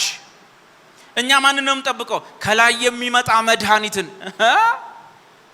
በቀዳማዊ ምጽአቱ በመጀመሪያው ምጽአቱ መጥቶ አድኖን የለም እንዴ? ኖ በቀዳማዊ ምጽአቱ ያዳነው የዘላለም ሕይወት ማገኝበትን ነገር ነው። አሁን ግን ይሄ ሊለወጥ ያልቻላል። በዳግም ምጽአቱ ደግሞ ስጋዬን ይቀይረዋል። ምን አድርጎ? ከላይ የሚመጣ መድኃኒትን፣ እርሱም ጌታችንን ኢየሱስ ክርስቶስን እንጠባበቃለን። እርሱም ለእርሱ ሊገዛ ወደሚችልበት አሰራር ክቡር ስጋውን እንዲመስል የተዋረደ ስጋችንን ምን ያደርገዋል? ይለውጠዋል። ያኔ ሙሉ ቅድስና የሚባለው ውስጥ እንገባለን። በዚህ ሕይወት ግን በልባችን ውስጥ የሚቀር ኃጢአት ስላለ የግድ ትንሣኤ አስፈላጊ ነው። ይሄ ስጋ የሚቀየርበት ለሱ ሊገዛ ወደሚችልበት አሰራር የሚቀየርበት የትንሣኤ ተስፋ፣ የመምጣቱ ተስፋ ምን ይባላል? የተባረከ ተስፋ። የተባረከ ተስፋችን። አሁን እኮ ሕይወታችን ተሰውሯል፣ ግን መገለጥ አልቻለም። ሕይወታችሁ በእግዚአብሔር ቀኝ ተሰውሯል። በዛ ሕይወታችሁ ባለበት ያለውን ፈልጉ፣ እሹ። ነገር ግን ሕይወታችሁ የሆነ ክርስቶስ በሚገለጥበት ጊዜ፣ ሕይወታችሁን በሚገለጥበት ጊዜ፣ ያን ጊዜ እናንተም ከእርሱ ጋር አብራችሁ በክብር ትገለጣላችሁ ነው። ስለዚህ ጌታ ሲመጣ ቲቶ ላይ ምን ተብሏል? የተባረከ ተስፋችን፣ እርሱም የታላቁ የአምላካችን የመድኃኒታችን የኢየሱስ ክርስቶስ ክብር መገለጥ እና ያን ጊዜ ምን ውስጥ እንገባለን? ወደ ፍጹማዊ ቅድስና። ስንሞት ወይም በስጋ ስናንቀላፋ ምናችን ነጻ ትወጣለች? ነፍሳችን። ጌታ ሲመጣ ምናችን ወደ ፍጽምና ይመጣል? ምን ይሆናል? ይህ ደካማው ማይደክም፣ ይህ የሚራበው ማይደክም፣ ይሄ ኃጢአት የሚያንገላታው ኃጢአት የማያውቀው ሆኖ ይነሳል። እና ቅዱሳን አማኞች በስጋ አሁን ሲያንቀላፉ በሰማይ የተሰበሰቡ ቅዱሳን ሁሉ ምን ይባላሉ? የጻድቃን ምኖች? ፍጹማን የጻድቃን መንፈሶች። ከምን የወጡ ናቸው? ከዚህ ስጋ ወጥተው ሄደዋል። እና የዚህ ምድር ፈተና እዚህ የተቸገሩበት የታገሉበት ነገር አለ? የለም። እና ምንድነው የሚባሉት? ዕብራውያን 12 ቁጥር 13 ፍጹማን የሆኑ የጻድቃን መንፈሶች በዚያ አሉ። አሁን እነ ጴጥሮስ እንደዛ አይነት ውዝግብ ውስጥ አይገቡም። ፍጹማን ወደሆነ የጻድቃን መንፈስ ማህበር ውስጥ ገብተዋል። አሁን ነከሌ በዚያ ውዝግብ የለባቸውም። ፍጹማን ወደሆኑ የጻድቃን ማህበር ውስጥ ገብተዋል። ቸርች ውስጥ ያለው ቁርቋዞ ውስጥ ጳውሎስ ከዚህ በኋላ የለበትም።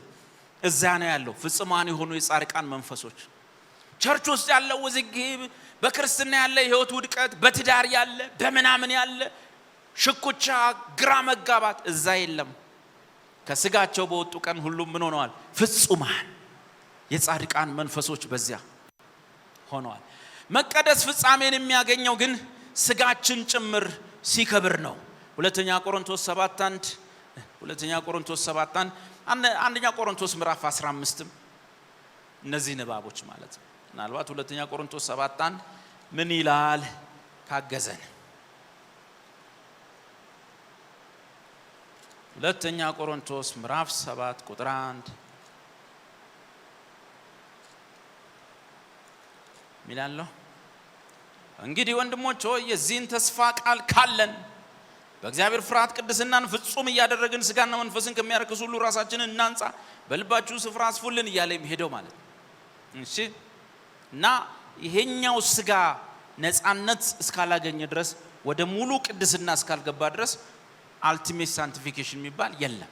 እዚህ መሬት ላይ ሆኖ ፍጹማዊ ቅድስና የለም። ፍጹም ወደ ማድረግ እየሄድን እንሰናበትና እርሱ ጌታ ሲመጣ ወደ ፍጹምነት ወደ ሙላት እንገባለን ማለት ነው። ጌታ ይመስገን፣ እግዚአብሔር ይመስገን።